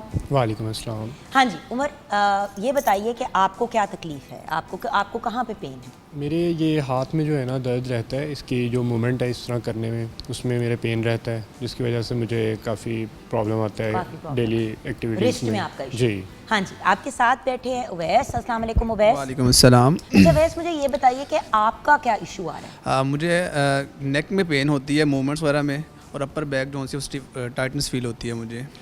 अच्छा, मैं एक बात बताऊं व्यूअर्स, दोनों लड़के यंग हैं, दे आर यंग पीपल, और इतनी यंग एज के ऊपर बड़ा रेयर होता था कि हमें इस किस्म के प्रॉब्लम्स सुनने को आए। यूजुअली एक सर्टेन एज पे आके बंदा कहता था यार गर्दन में बड़ी तकलीफ़ है या कलाइयों में दर्द होती है। अब एक young person in their early 20s probably, आप दोनों मेरे ख्याल से अपने 20s में ही हो गए, अर्ली 20s के अंदर, दोनों इतने यंग लड़के हैं और दोनों का आप प्रॉब्लम देखें। And bye the way doctor साहब, ये लड़के लड़कियों सब का 12 साल का बच्चा भी हाथ की तकलीफ की बात कर रहे हैं। सबसे पहले तो मुझे ये बताएं कि हमारे जो यंग लोग हैं वो इतने प्रॉब्लम से क्यों गुजर रहे हैं? क्या इशू है? टेक्निकल फॉल्ट आ रहा है, मैन्युफैक्चरिंग फॉल्ट आ रहा है, क्या प्रॉब्लम है? सबसे बड़ा इशू ये है कि हमारा लाइफस्टाइल, और उसमें बहुत ज़्यादा मोबाइल का इस्तेमाल, रॉन्ग पोस्चर्स, लैपटॉप यूज़ कर रहे हैं तो लैपटॉप नॉर्मली स्लाउच पोस्चर यानी कि बिल्कुल गर्दन फॉरवर्ड रख के बैग को बिल्कुल फिक्स करके यूज़ करना। जी आते ही आपको पता है वैस को मैंने कहा डांट बेटा, सीधे होके बैठो, कैसे बैठे हो? ऐसे कुब निकाल के बैठा हुआ है, गर्दन गोल की हुई है, तो गर्दन में बेटे दर्द नहीं होनी तो फिर कहाँ पे दर्द होनी? कहाँ पे होनी है? सही याद है छोटे होते तो कितनी डांट पिटती थी डॉक्टर साहब? बात। सीधे होके बैठो। मतलब सबसे पहले डांट इस बात पे पड़ती थी, और बहुत से बच्चे जैसे जो गर्ल्स, मैं ग्रामर में पढ़ती थी, ग्रामर स्कूल में, कॉन्वेंट में, सबसे पहले टीचर जो आती थी वो पीछे रूलर आपके शोल्डर्स पे रखती थी और कहती थी बैक सीधी करो, बैक सीधी करके बैठो। It is अब very सारा दिन बच्चे ऐसे हैं, important। सारा दिन ऐसे हैं, या या मोबाइल के किधर साथ। गया है वो बदतमीज सा फोन मेरा, हाँ, और साथ में एक ही है। ऐसे ही तो लाइफस्टाइल तो सबका खराब हुआ हुआ डॉक्टर साहब। बिल्कुल, और बैड पोस्चर की वजह से 6 होता महीने ये का है। बच्चा भी मोबाइल फोन पकड़ के बैठा हुआ है अब तो, वो सीधा नहीं बैठ सकता लेकिन वो फोन पकड़ लेता है। इंटरेस्टिंगली छोटे जो बच्चे हैं उनमें भी आजकल इतनी कॉमन है पेन्स के किसी के मसल्स में टाइटनेस आ रही हैं। कभी आप 6 मंथ्स के बेबी को देखें तो रिब उनकी स्टिफ होती हैं, बाजू हिलाते हुए पेन आ रहा होता है। और हम एनकाउंटर करते हैं, हम रोज़ाना पेशेंट्स देखते हैं, बाकायदा बच्चे आते हैं हमारे पास जिनको पेन्स हैं और वो बाजू हिलाते हुए रो रहे हैं। पुराने ज़माने में आपने सुना होगा हंसली डल जाती है बच्चों को, रिब जो है स्टिफ हो गई है जाके, तो बहुत कॉमन हो गया। पहले बहुत अनकॉमन था लेकिन अब कॉमन हो गई ये चीज़। सो पहली बात तो ये है कि व्यूअर्स, जो मेन चीज़ आज के इस पोर्शन ऑफ द प्रोग्राम से आप लेके जाएंगे वो ये है कि ये जो सारी तकलीफ़ें हैं इनमें से 90%, 10% जेन्युइन है, 10% जेन्युइन प्रॉब्लम है, कोई गिर गया, किसी को चोट लग गई, कोई प्रॉब्लम हो गया, लेकिन ज़्यादातर जो विदाउट अ रीज़न प्रॉब्लम्स हो रही हैं वो हमारे अपना ही करना, मतलब आप देखें एक घर में सारे इस तरह जिस तरह हम 4 बैठे हुए, अभी हम शो पे ना होते तो आपको भी पता है और मुझे को भी पता है हमने ये बैठे होना। बिजी होना, सही बात है। हम तो ये कहते हैं कि अब घर में अगर 8 अफराद हैं तो सारे ही हमारे पेशेंट्स हैं। क्यों कि बैड पोस्चर है, लोगों के पास टाइम नहीं है आपस में कम्युनिकेट करने के लिए, लेकिन मोबाइल्स पे हर वक्त वो एंगेज हैं, जिसकी वजह से ट्रिगर पॉइंट्स बन जाते हैं। बहुत अच्छा, ज़्यादा ट्रिगर पॉइंट है क्या चीज़? अब बड़ी ट्रिगर पॉइंट थेरेपी की बात होती है। ट्रिगर पॉइंट क्या होता है? ये ट्रिगर वर्ड जो यूज़ किया गया है ये इसलिए यूज़ किया गया है कि पेन ट्रिगर करती है और वो फैल जाती है एक ख़ास एरिया में बॉडी में जाके। ट्रिगर होता है एक्चुअली गन का। गन जब का। आप ट्रिगर को दबाते हैं तो गोली चलती है। तो बेसिकली वो चीज़ जो चलाती है, जो बेसिकली आपके प्रॉब्लम की जड़ होती है, बिल्कुल, रूट, बिल्कुल। वो ट्रिगर होता है। और ये वो पॉइंट है नॉर्मली बनता है पट्ठों के ऊपर जाके, लिगामेंट्स के ऊपर जाके, और ये पॉइंट जो है ना पेन स्प्रेड कर रहा होता है। और इतनी बुरी इसकी पेन होती है कि अगर टच भी करें ना आप उस पॉइंट पे जाके चीखें निकल तो जाती बाकायदा चीखें निकलती हैं। एकदम से लोग कई दफ़ा छलांग मार देते हैं कि इतनी शदीद दर्द हो रही है, हमें टच ना करो। करंट लगता है एक्चुअल। एग्जैक्टली। सो इसका तो ट्रिगर पॉइंट की क्या कोई सर्जरी होती है? उसकी थेरेपी या इलाज कैसे किया जाता है डॉक्टर साहब? एक वक्त था कि इंजेक्टेबल्स बहुत ज़्यादा यूज़ किए जाते थे, जिसमें एनेस्थेटिक ड्रग्स यानी कि सुन करने वाली दवाइयाँ डाली जाती थी, स्टीरॉयड्स डाले जाते थे। लेकिन डॉक्टर अब साहब, मेरी अपनी बैक में क्या होता है? सैक्रोइलिक जॉइंट जो है मेरे दोनों जॉइंट्स में स्टेरॉइड्स लग चुके हैं। और एक दफ़ा नहीं 3 दफ़ा लगे हैं। लेकिन वही होता था कि 6 महीने के लिए तकलीफ ख़त्म हो जाती थी और फिर उसके बाद फिर वापस आ जाती, वो ज़्यादा एग्रेसिवली आती है क्योंकि उस एरिया में फिर फाइब्रोसिस होना शुरू हो फिर जाता आप चल फिर नहीं सकते। है। Very true. और उस वक्त ये बहुत एक चीज़ थी, और आई एम सॉरी, इसी तरह डॉक्टर्स बैठ के कहते थे बेस्ट है बेस्ट है बेस्ट है। मैंने जाके करा लिया, उसके कुछ कराने के कुछ 6 महीने के बाद खबरें निकलनी शुरू हुई कि भाई बैक में स्टेरॉइड के इंजेक्शन नहीं लगाने। मैं कहा लाओ जी थैंक यू वेरी मच, हुनते ला देता है। देखिए चीज़ करने के बाद किस तरह आप वापसी करें। ऐसे ही इसके अलावा बहुत सारे और ऐसे सॉल्यूशंस हैं जो कि बगैर इंजेक्टेबल के पेशेंट के अगर ट्रिगर पॉइंट को ट्रीट किया जाए, उसको थेरेपी दी जाए, तो with in a span of 15 to 20 minutes वो ट्रिगर पॉइंट रिजॉल्व हो जाता है। इतने अच्छे सॉल्यूशंस मौजूद हैं, हम डिस्कस भी करेंगे इंशाल्लाह। तो मुझे सॉल्यूशंस का थोड़ा सा तो आइडिया बताए कि बेसिक प्रिंसिपल क्या है ट्रिगर पॉइंट को डील करने का। ट्रिगर पॉइंट बनता जैसे कैसे कि है? इन्होंने ये बताया कि इनके कलाई में दर्द है, यानी कि हमने कलाई में अब ट्रिगर पॉइंट इनका ढूंढना है। ये कहते हैं इनकी गर्दन राइट लेफ्ट नहीं होती, उधर कोई एक पॉइंट है जो प्रॉब्लम वाला है। ऐसे ही है। तो हर चीज का क्या उसी तरह इलाज होता है? अच्छा, ट्रिगर पॉइंट बनता सॉरी किस तरह आपकी से? बात मैंने काटी थी, हाँ जी। आपने कहा एक जमाना होता था तब इंजेक्टेबल्स होते थे, उसके बाद फिर क्या? इंजेक्टेबल्स होते थे, लेकिन अब बहुत सारी ऐसी ऑल्टरनेटिव थेरेपीज़ आ गई हैं, ऐसे ट्रीटमेंट्स आ गए हैं जिसमें अब बॉडी को इंजेक्ट नहीं करना पड़ता, कोई भी केमिकल, बॉडी खुद ही इम्प्रूव हो जाती है और उसके इजी सॉल्यूशंस मौजूद हैं। अब ट्रिगर पॉइंट बनता कैसे है? ट्रिगर पॉइंट ऐसे बनता है कि हमारा मसल जो है वो स्ट्रेन में चला गया, यानी कि मसल जो है वो आहिस्ता आहिस्ता टाइटनेस में चला गया, बार बार ट्रॉमाज यानी कि बार बार चोटें लग रही हैं जगह पे। वो किस तरह से लग सकती है? मिसाल के तौर पर मैं गलत पोस्चर पे लेटा हुआ हूँ और मेरे मसल जो है वो थक रहे हैं, उसमें अंदर जो है ना ज़ख़म, छोटे ज़ख़म पैदा हो रहे हैं, माइक्रो ट्रॉमाज डेवलप हो रहे हैं। तो माइक्रो ट्रॉमाज एक वक्त आता है कि पट्टे को खींच के छोटा सा कर देते हैं और एक गोली सी बना देते हैं, एक बॉल सी बना देते हैं, और वो बॉल फिर पेन करना शुरू हो जाती है। डॉक्टर साहब आपको पता याद है जब छोटे मुझे याद है जब हमारे रिलेटिव्स वगैरह में कोई बड़ों में ना कोई बीमार होता था, कोई तकलीफ होती थी, तो हमेशा कोई एक आपकी मालिश वाली आंटी होती थी बिल्कुल कि ये बड़ी एक्सपर्ट है, या लोग पहलवानों के पास चले जाते थे और कहते थे कि भाई उस जगह को, और वो क्या करते थे, वो वही करते थे, वो ट्रिगर पॉइंट को रिलीज करते थे। बिल्कुल। मसला ये कि अब हर बंदे ने इसको एक दुकान बना लिया। अब तो वो वाले सीधी बात है, पहलवान भी वो वाले पहलवान ही बुलाते थे ना उनको, जो वो करते थे कि पहलवान के पास चले, जरा उनके पास जाओ, उनसे इलाज करवा लो। अब तो वो भी नहीं रहे ना। अब तो मतलब जिसने पहले वो नाई की दुकान खोली हुई थी वो नहीं चली, तो उसी जगह पे उसने कहा कि भाई अब मैं लोगों का ये वाला काम भी करता हूँ। लेकिन उससे नुकसान ये होता है, कई दफ़ा मसल्स जो हैं वो फट जाते हैं उस एरिया में। मेडिकल नॉलेज के बगैर नहीं आप कर सकते, नहीं कर सकते। वो कहते हैं ना आपके पास स्किल्स हैं लेकिन नॉलेज नहीं है तो फुलिशनेस है। सो व्यूअर्स, पहले तो होते ही सिर्फ ये लोग थे ना, पाकिस्तान में अवेलेबिलिटी भी कम थी। कुछ फिजियोथेरेपिस्ट थे और सिर्फ अगर किसी का बहुत बड़ी कोई एक्सीडेंट हो गया या कोई बहुत बड़ा कोई मसला हो गया, कोई पैरालाइज हो गया, तो तब उसकी फिजियोथेरेपी करानी हो जाती थी। जनरली लोग ही नहीं थे, करने वाले ही नहीं थे, तो करता कौन? अब तो डॉक्टर साहब इतने लोग हैं जो फिजियोथेरेपी भी कर रहे हैं, कायरोप्रैक्टर्स भी हैं जो ऑस्टियोपैथी कर रहे हैं, एक्यूपंक्चर कर रहे हैं, ये मतलब बॉडी एडजस्टमेंट एक्सपर्ट्स हैं। कौन सा एरिया है जिस पे अब काम नहीं हो रहा? नहीं हो रहा, सही बात। तो प्लीज़ मुस्तनद डॉक्टर, ये डॉक्टर साहब और मैं कह के हमारा मुंह नीला हो गया कि यार खुदा का वास्ता है, मुस्तनद डॉक्टर के पास जाया करें, जिसका जो काम है उसके पास जाएं। बिल्कुल। हमारे पास ना अगर हम सोचें, मेडिसिन नॉर्मली कंसिडर की जाती है कि medicine is the ultimate solution, लेकिन मेडिसिन कई दफ़ा ट्रिगर पॉइंट्स को रिलीज़ नहीं करती, क्योंकि ट्रिगर पॉइंट एक छोटा सा पॉइंट होता है एक ख़ास जगह पे। मेडिसिन नॉर्मली स्टमक में जाती है, स्प्रेड होती है, पूरी बॉडी पे एक्ट करती है। इस तरह दूसरा सोल्यूशन आता है नॉर्मली मेडिकल साइड पे सर्जरी का। तो मेडिसिन और सर्जरी के दरमियान का जो गैप है, we are going to fill that gap. हमें उसको उस गैप को आइडेंटिफाई करके उधर पेशेंट को ट्रीट करना होता है, और पेशेंट इमीडिएट रिकवरी देते हैं, यानी कि जैसे ही हमने ट्रीट किया उसके बाद just after the treatment patient has no pain और वेरी रिड्यूस्ड पेन। इतने अच्छे इसके इमीडिएट रिजल्ट्स हैं, और इंतज़ार भी नहीं करना पड़ता कि 3 हफ्ते तक मेडिसिन खाएंगे और उसके बाद आप जो है ना रिकवर करेंगे। सो यू सी व्यूअर्स, वही वाली बात है ना। और सबसे बड़ी बात ये कि डॉक्टर आप तो दवाइयों के बहुत खिलाफ हैं, आप तो 90% अवॉइड ही करते हैं। अवॉइड करते हैं, हम खिलाफ नहीं है, ऑब्वियसली नीड जहाँ है खिलाफ वहाँ से ज़रूर। मुराद ये कि भाई हर चीज़ के लिए तो ना गोली खाओ नहीं, ना। बिल्कुल। देखिए हम ये बिल्कुल नहीं कह रहे व्यूअर्स कि आपके जिस्म को तकलीफ में होना चाहिए। अगर आप तकलीफ में हैं तो आप उसका ज़रूर इलाज करें, लेकिन कुछ इलाज ऐसे होते हैं जो वक्त लेते हैं। बिल्कुल। आप गोलियां दवाइयां खा के उस तकलीफ को कवर तो कर लेते हैं, लेकिन वो तकलीफ खत्म नहीं होती, वो सिर्फ मास्क हो रही होती वो है। तो सिम्टम्स ट्रीट हो रहे हैं ना, कॉज तो ट्रीट ही नहीं हो रही। देखो सारी जिंदगी व्यूअर्स ना पैरासिटामोल, ना एस्प्रिन, ना आइबुप्रोफेन, कोई भी दवाई एनाल्जेसिक्स ये वो, आप सारी नहीं खा जिंदगी नहीं ले सकते, आपके गुर्दे भी उड़ जाएंगे और आपका जिगर भी उड़ जाएगा। मैक्सिमम 2 वीक्स, उसके बाद सब डैमेजिंग है।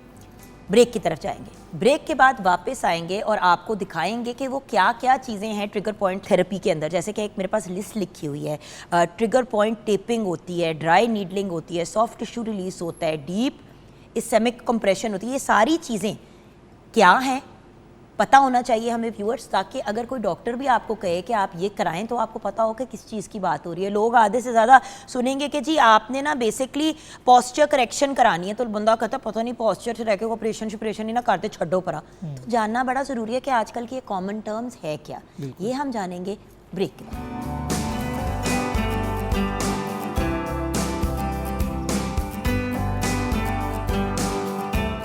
Welcome back from the break viewers. हमेशा डॉक्टर वसीम जब आते हैं ना, मैं जाके घुस जाती हूँ अंदर उनके काम के अंदर और कुछ नहीं समझ आती कि क्या हो रहा है। तो मुझे डांट के बिठा दिया गया कुर्सी पे कि तुम बैठी रहो इधर परे होके। तो मैं पहले बता दूं कि मैं इसलिए साइड पे होके हूँ ताकि हम आपको दिखा सकें कि ये कोई कॉम्प्लिकेटेड औखी चीज़ें नहीं है, लेकिन सही करनी ज़रूरी है।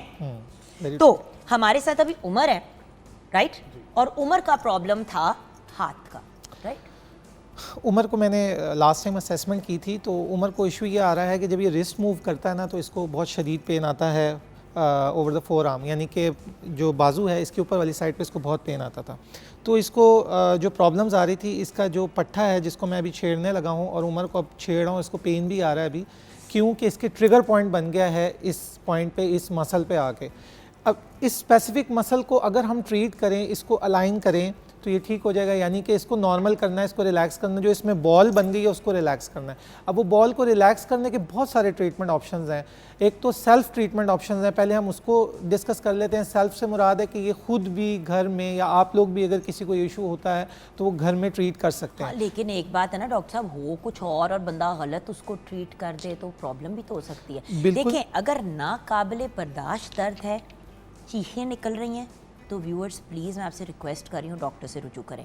अगर डॉक्टर आपकी एक्सरे और उसके बाद ऑब्वियसली अगर एक्सरे में नई हड्डी का कोई इशू आ रहा है तो सीटी स्कैन या एमआरआई करवाएंगे। बिल्कुल। जब एक दफ़ा क्लियर हो जाता है कि मसला क्या है और डॉक्टर कहता है कि आपको कोई प्रॉब्लम नहीं है, बस ये मसल्स का इशू है, तब अब डॉक्टर साहब आपको एक्सप्लेन करेंगे। सबसे इंपॉर्टेंट होती है असेसमेंट। देखिए वो बहुत जरूरी है, ट्रीटमेंट बनता है। असल में डॉक्टर साहब कहना इसलिए जरूरी है ना कि घर पे बैठे हुआ को बंदा कहता है मैंने भी तकलीफ हो रही है, मैं भी कर लिया, तो हड्डी कमजोर है, ऑस्टियोपोरोसिस है, कलाई टूट जाए। हाँ, agreed. So we have to be careful. I agree. तो डिस्क्लेमर के बाद उसमें यह है कि आपके पास अगर इस तरह की कोई बॉल है और आपने मसल्स के ऊपर, क्योंकि गोश्त तो सब फील कर सकते हैं, गोश्त के ऊपर कोई ऐसा पॉइंट, कोई पेनफुल एरिया बन जाता है, तो एट दैट पॉइंट आप बॉल कोई अरेंज कर लें। मेरे पास जैसे ये सिल्वर बॉल है और ये टेनिस बॉल है, तो इसमें करना है, सिंपल प्रोसेस है कि आपने बॉल रख के और बहुत ज़्यादा पुश नहीं करना, लाइट मूवमेंट करनी है उस एरिया पे, राउंड एंड राउंड मूवमेंट करने के बाद आफ्टर दैट ये एरिया रिलैक्स हो जाता है। और कितनी देर करना है? 5 सेकंड से 90 सेकंड रिकमेंडेड डोज है, इससे ज़्यादा नहीं करना, क्योंकि ज़्यादा मूव करने से रिलैक्सेशन आ जाती है ज़्यादा और वो एरिया कमज़ोर हो जाता है। वही बात के ज़रूरी क्या है, आपके पास टेक्निकल इंफॉर्मेशन होना ज़रूरी है, डॉक्टर का होना ज़रूरी है, वही ट्रीटमेंट करे तो ज़्यादा बेहतर है। और ये जानना ज़रूरी है कि किस तरीके से आपने करना है। एग्जैक्टली, लूज कैनन की तरह नहीं निकल जाना कि मतलब आप नॉट एट ऑल, वो फिर ऑब्वियसली डैमेजिंग हो जाता है। अच्छा, इवन हम ये कहते हैं कि मसाज हम किसी एरिया पे करते हैं ना, तो मसाज ज़्यादा देर कर लें तो वो मसल वीकनेस में चला जाता है। सो इट्स वेरी इंपॉर्टेंट कि आपने कितना ट्रीटमेंट देना है, कितनी डोज देनी है। जैसे हम गोलियां लेते हैं, बहुत से ऐसे लोग हैं जो हर रोज़ मालिश करवाते हैं, नुकसानदेह है वो, इस तरह से नुकसानदेह है अगर वो फिजिकल एक्टिविटी स्ट्रॉन्ग नहीं कर रहे, सारा दिन सेडेंट्री लाइफस्टाइल है और उसके बाद मसाज करते रहते हैं, it's not good at all. So ख़वातीन और बुज़ुर्गों को मैं रिक्वेस्ट करूँगी कि आप मालिश ज़रूर करवाएं, बहुत अच्छी चीज़ है मालिश, लेकिन once a week. Very true, ये रिकमेंडेड है, 1 वीक से ज़्यादा ना करवाएं। और अगर आप इतना ज़्यादा एग्जॉस्ट होते हैं 1 to 2 आवर फिजिकल एक्टिविटी है, देन गो फॉर मसाज। भाई वो लोग जो स्पोर्ट्स खेलते हैं वो तो ऑलमोस्ट डेली स्पोर्ट्स मसाज करवाते हैं, लेकिन अगर आप एक्टिव जिंदगी नहीं गुजार रहे, सारा दिन आपने घरों में बैठना है, ड्राइंग रूम्स में बैठना है, या मतलब थोड़ी बहुत आपका हिलजुल है, तो फिर आप डेली मसाज नहीं करवा सकते। इवन आपको लगता है आपकी बॉडी पे ट्रिगर पॉइंट है और मसल वीकनेस में गया हुआ है और अब आपने इस मसल पे मसाज कर दिया, तो ये और वीक होकर दर्द करेगा, ये ठीक नहीं होगा, खराबी की तरफ चला जाएगा। तो करते हैं तो असेसमेंट इज इंपॉर्टेंट। कमजोरी हुई हुई है मसल के अंदर, मालिश करा दो, लो जी मालिश करा करा के मसल ही बिल्कुल आपने खत्म कर बिल्कुल ख़राब कर लेते हैं। ये हमारे पास हम अपनी क्लिनिकल सेटिंग में क्लिनिक्स में, हॉस्पिटल्स में दूसरा टूल है जो कि हम ट्रिगर पॉइंट को रिलैक्स करने के लिए यूज़ करते हैं, और इसकी एक स्पेसिफिक फोर्स ये नुकसानदेह बिल्कुल भी नहीं होती। और एक ये खास जो जोर जिस लगा चीज़ के से कर रहे हैं वो है सिंपल जो है वो इंस्ट्रूमेंट है ये। नहीं, ये जो जेल लगाई है वो हाँ, ये अल्ट्रासाउंड जेल है, अल्ट्रासाउंड वाली नॉर्मल जेल है, इसमें कोई नुकसान नहीं है, ये सिर्फ वाटर बेस्ड होती है। और मैंने कहा मैं क्लियर कर दूं कि कोई स्पेशल इसमें कोई equipment नहीं स्पेशल हो रही चीज़ नहीं है। ये जो इंस्ट्रूमेंट है इसकी बहुत सारी टाइप्स हैं। स्पेसिफिकली फोर आर्म के लिए इंस्ट्रूमेंट मैंने उठाया है, इसको मैं फोर आर्म पे यूज़ करूँगा। आफ्टर वही 90 सेकेंड्स तक ये रिजॉल्व हो जाएगा। ये तो लेग पे भी यूज नहीं हो सकता। हाँ अगर जी, यहाँ पे वो whole बड़ी दफा body पे। यहाँ पे भी आपके वो होल बॉडी, कुड़ुलझा सा स्पाइन के लिए इतना बड़ा टूल है, वो स्पाइन पे यूज़ होता है। वो बॉडी के स्ट्रक्चर, बॉडी के साख्त के हिसाब से वो इसको बने बुलाते क्या हैं? Instrument assisted soft tissue mobilisation इलाज है, ठीक है। और हम इसे कहते हैं IASTM टूल्स, यानी कि instrument assisted soft tissue mobilisation tools. ये हमारी मेडिकल टर्म है। ये टूल्स इसके सारे स्टेनलेस स्टील के बने हुए हैं और उसकी स्पेसिफिक जिसको हम सॉफ्ट टिश्यू रिलीज इंस्ट्रूमेंट के सॉफ्ट टिश्यू रिलीज इंस्ट्रूमेंट कहते हैं। अच्छा, तीसरी ट्रिगर ऑप्शन, पॉइंट टेपिंग क्या होती है? हाँ ये बड़ी इंपॉर्टेंट है, मैं उन पे करके वो उन पे दिखाऊंगा। करेंगे, हाँ जी। ठीक है ठीक है ठीक है ठीक है। हाँ, अच्छा, ये तीसरा टूल जो मेरे हाथ में है अभी, ये ये मुक्को वाला है, कायरो गन है ये बेसिकली। हल्के हल्के मुक्को बिल्कुल, मारता है। और इसका फ़ायदा ये है कि ये आपके सामने एक नॉब नज़र आ रहा होगा, गन की तरह का है। ये ट्रिगर पॉइंट को ही रिलीज़ करता है, क्योंकि इसका नॉब का साइज़ ट्रिगर पॉइंट के साइज़ जितना होता है उससे ज़्यादा नहीं होता। Let me show it to you. इसके नीचे भी जेल लगाया उसी तरह, और उसके बाद हमने इसको मूव करना होता है, और ये बाकायदा टैप्स करता है, मूवमेंट करता है, और उसके बाद जो है एरिया रिलैक्स हो जाता है। एक और इंस्ट्रूमेंट जो है जो मैं लेके आया हूँ अपने साथ, आपके सामने ये हिल रही होगी, ये गन है बेसिकली। और ये गन जो है इसका मकसद भी यही है कि टैप्स देने से, यानी कि बहुत ज़्यादा वाइब्रेशंस देने से वो एरिया जो है वो रिलैक्स हो जाता है। मैं जैसे ही इस पे लगा रहा हूँ तो आपको नज़र आ रहा होगा मसल जो है वो हिल रहा है। मसल हिलता है तो उसमें जैसे ही ये मूवमेंट आ रही है, अल्टीमेटली एक वक्त आता है कि ज़्यादा हिलने की वजह से ये रिलैक्स हो जाता खुद है, ही खुल सा जाता है। खुल सा जाता है। Very true. और लास्ट चीज़ जो है, ये टेप आपके सामने रखी हुई है मैंने। टेप जो है यूज़ होती है मसल को रिलैक्स करने के लिए, एक्टिव करने के लिए। तो टेप कैसे ये करती है, मुझे आज तक नहीं समझ आई। मुझे याद है कि बाजू की भी टेपिंग की गई थी, मेरे पाँव की भी टेपिंग हो चुकी है। टेपिंग से क्या होता है, मुझे समझ ही नहीं आता। टेपिंग जो है ना, ये बहुत ज़बरदस्त इलाज हर है। बंदा नीली पीली टेप लगा के घूम रहा होता है। आप स्पोर्ट्स में देखेंगे, क्लिनिकल सेटिंग हाय मेरी तो सहेली, उसने नाई गर्दन पे उसने पीली रंग की कुछ 8 टेपें लगाई हुई। मैंने कहा बीबी है की है, कहती है टेपिंग। मैंने कहा वेरी गुड। इसका अच्छा रिजल्ट किस तरह से आता है कि हमने अगर तो मसल को रिलैक्स करना है, क्योंकि जो ट्रिगर पॉइंट बनता है ना, वहाँ मसल टाइटनेस में होता है, पॉइंट भी बना होता है, मसल भी खिंचा हुआ होता है। जैसे हमने डिस्कस किया था कि पट्टे के जो अंदर रेशे हैं वो छोटे हो जाते हैं, तो उन रेशों को रिलैक्स करने के लिए हम टेप इस एंगल पे लगाते हैं। टेक्निकल है ऑब्वियसली, तो पट्टा जो है वो रिलैक्सेशन में आ जाता है, खिंच जाता है और नरम हो जाता है। सो टेप जो है ये 7 दिन तक चल सकती है, और पेशेंट जो है इस टेप से, हमारे ट्रीटमेंट के बाद इस टेप से मेंटेन रहता है, यानी कि घर में जब हम इलाज शावर करके ले भेजते सकते हैं हैं? वो मेंटेन रहता है 7 डेज। शावर वगैरह बिल्कुल शावर ले सकते हैं। ये कॉटन है, इसके नीचे सिर्फ एक ग्लू लगी हुई है स्पेसिफिक एंगल्स पे, जो कि अपना इफेक्ट देती है थ्रू द टेप। ओके। तो अब नेक्स्ट पेशेंट पे आ जाएं, या भी इनका काम हो गया? हाँ। बस ये लास्ट चीज, नेक्स्ट पेशेंट पे आ जाते हैं। उसके मेरे बाद पास भी ये है एक हाँ जी, डॉक्टर पता नहीं वो का वो सिंपल टन्स है, 7 to 8,000 का मिल जाता है। करंट है, और इसको आपने लगाना है स्किन के ऊपर, पेनफुल एरिया के ऊपर। मिसाल के तौर पे मैं अभी यहाँ जेल लगा हुआ है, इस एरिया पे लगा रहा हूँ।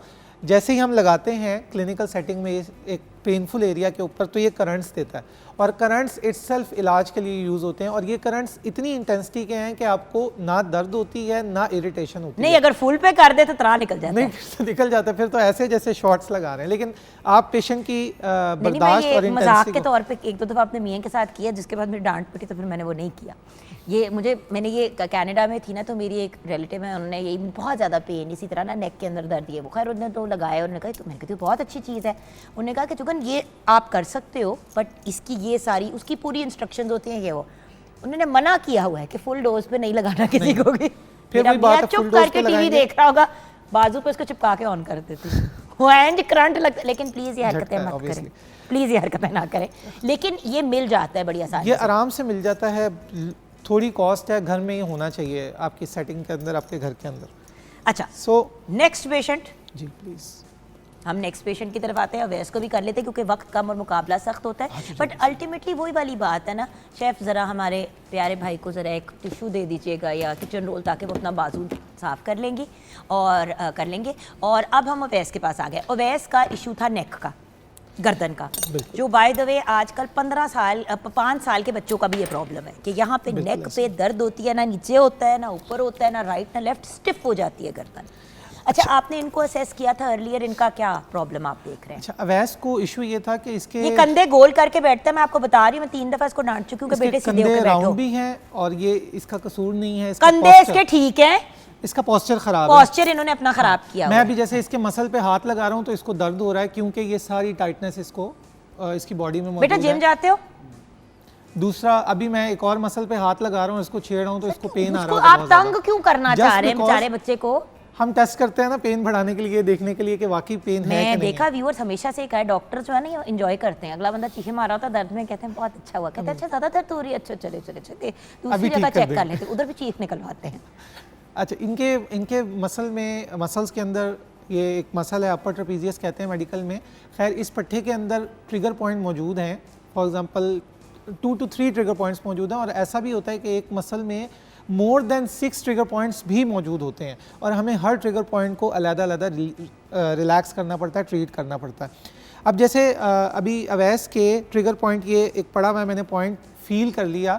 अब मुझे फील इसलिए हो रहा है बिकॉज मेरा काम यही है, मैं जैसे ही बॉडी के ऊपर टच कर रहा हूँ मुझे ये फीलिंग्स आ रही हैं कि कौन सा टिशू जो है वो खिंचा पड़ा है, उसमें बॉल्स बनी हुई हैं, कौन सा टिशू रिलैक्स है। अब लेफ़्ट जैसे इनका टाइट है लेकिन उतना टाइट नहीं है जितना इनका राइट टाइट है। जैसे जैसे मैं राइट पे छेड़ता जा रहा हूँ इनको पेन भी हो रहा होगा बहुत ज़्यादा।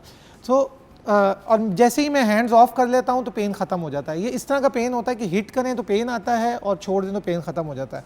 हमें लिमिट में रह के पेन को इरिटेट करना होता है। We are not allowed to go beyond the limits. जैसे ही हम बियॉन्ड द लिमिट्स जाते हैं, यानी कि ज़्यादा जोर लगाते हैं पेनफुल एरिया में, तो वो इरिटेशन कॉज करता है और मरीज़ की दर्द बढ़ भी जाती है।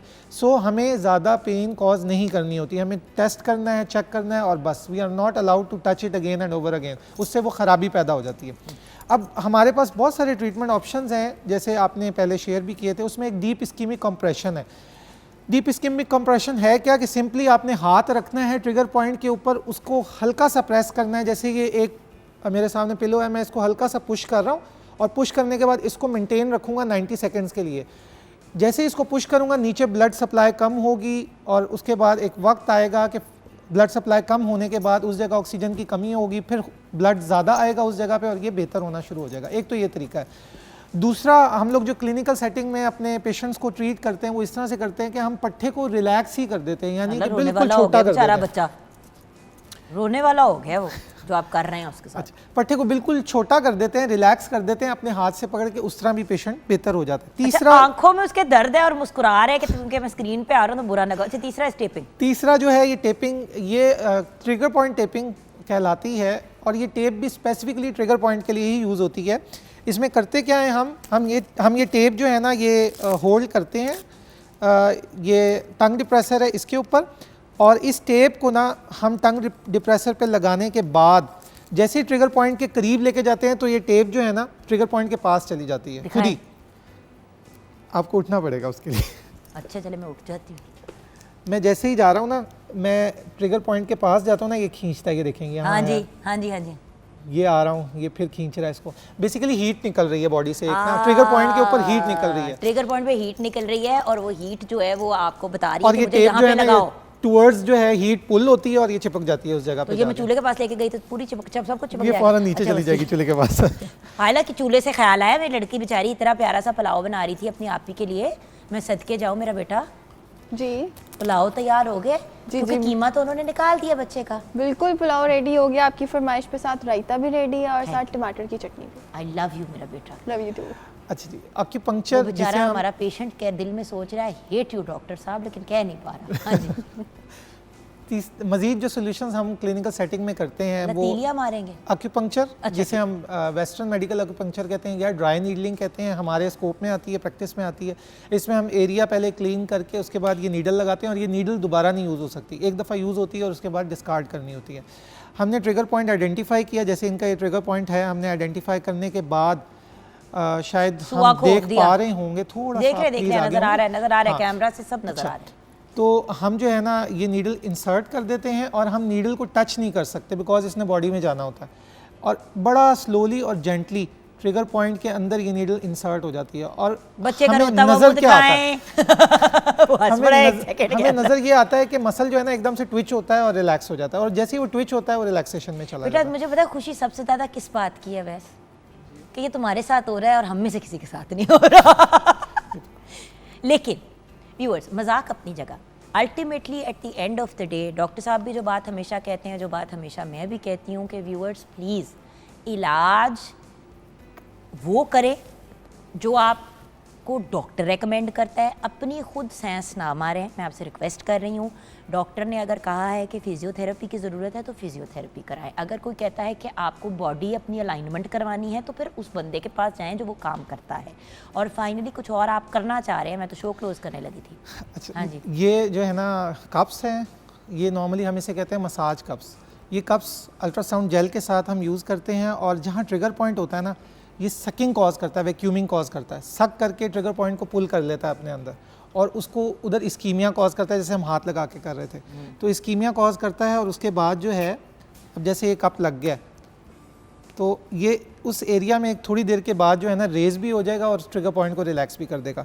जो बात आपने की है उसमें मैं एक चीज़ ऐड करता चलूँगा, जैसे हम घर में सर्जरी नहीं कर सकते ना, उसी तरह हम प्रॉब्लम अगर बॉडी में मौजूद है तो एक्सरसाइज से इलाज नहीं कर सकते without going to the doctor. It is very important आप फिजियोथेरेपिस्ट के पास जाएं, मेडिसिन और सर्जरी से हट के जो सोल्यूशन है उसको ज़रूर लीजिए, बिकॉज मेडिसिन जो है वो अल्टीमेटली स्टमक को नुकसान देती है। मैं ये नहीं कहता नुकसान दे, लेकिन कई दफ़ा मेडिसिन से हट के जो सोल्यूशन हैं वो ज़्यादा अच्छे रिजल्ट्स देते हैं निस्बत के मेडिसिन के।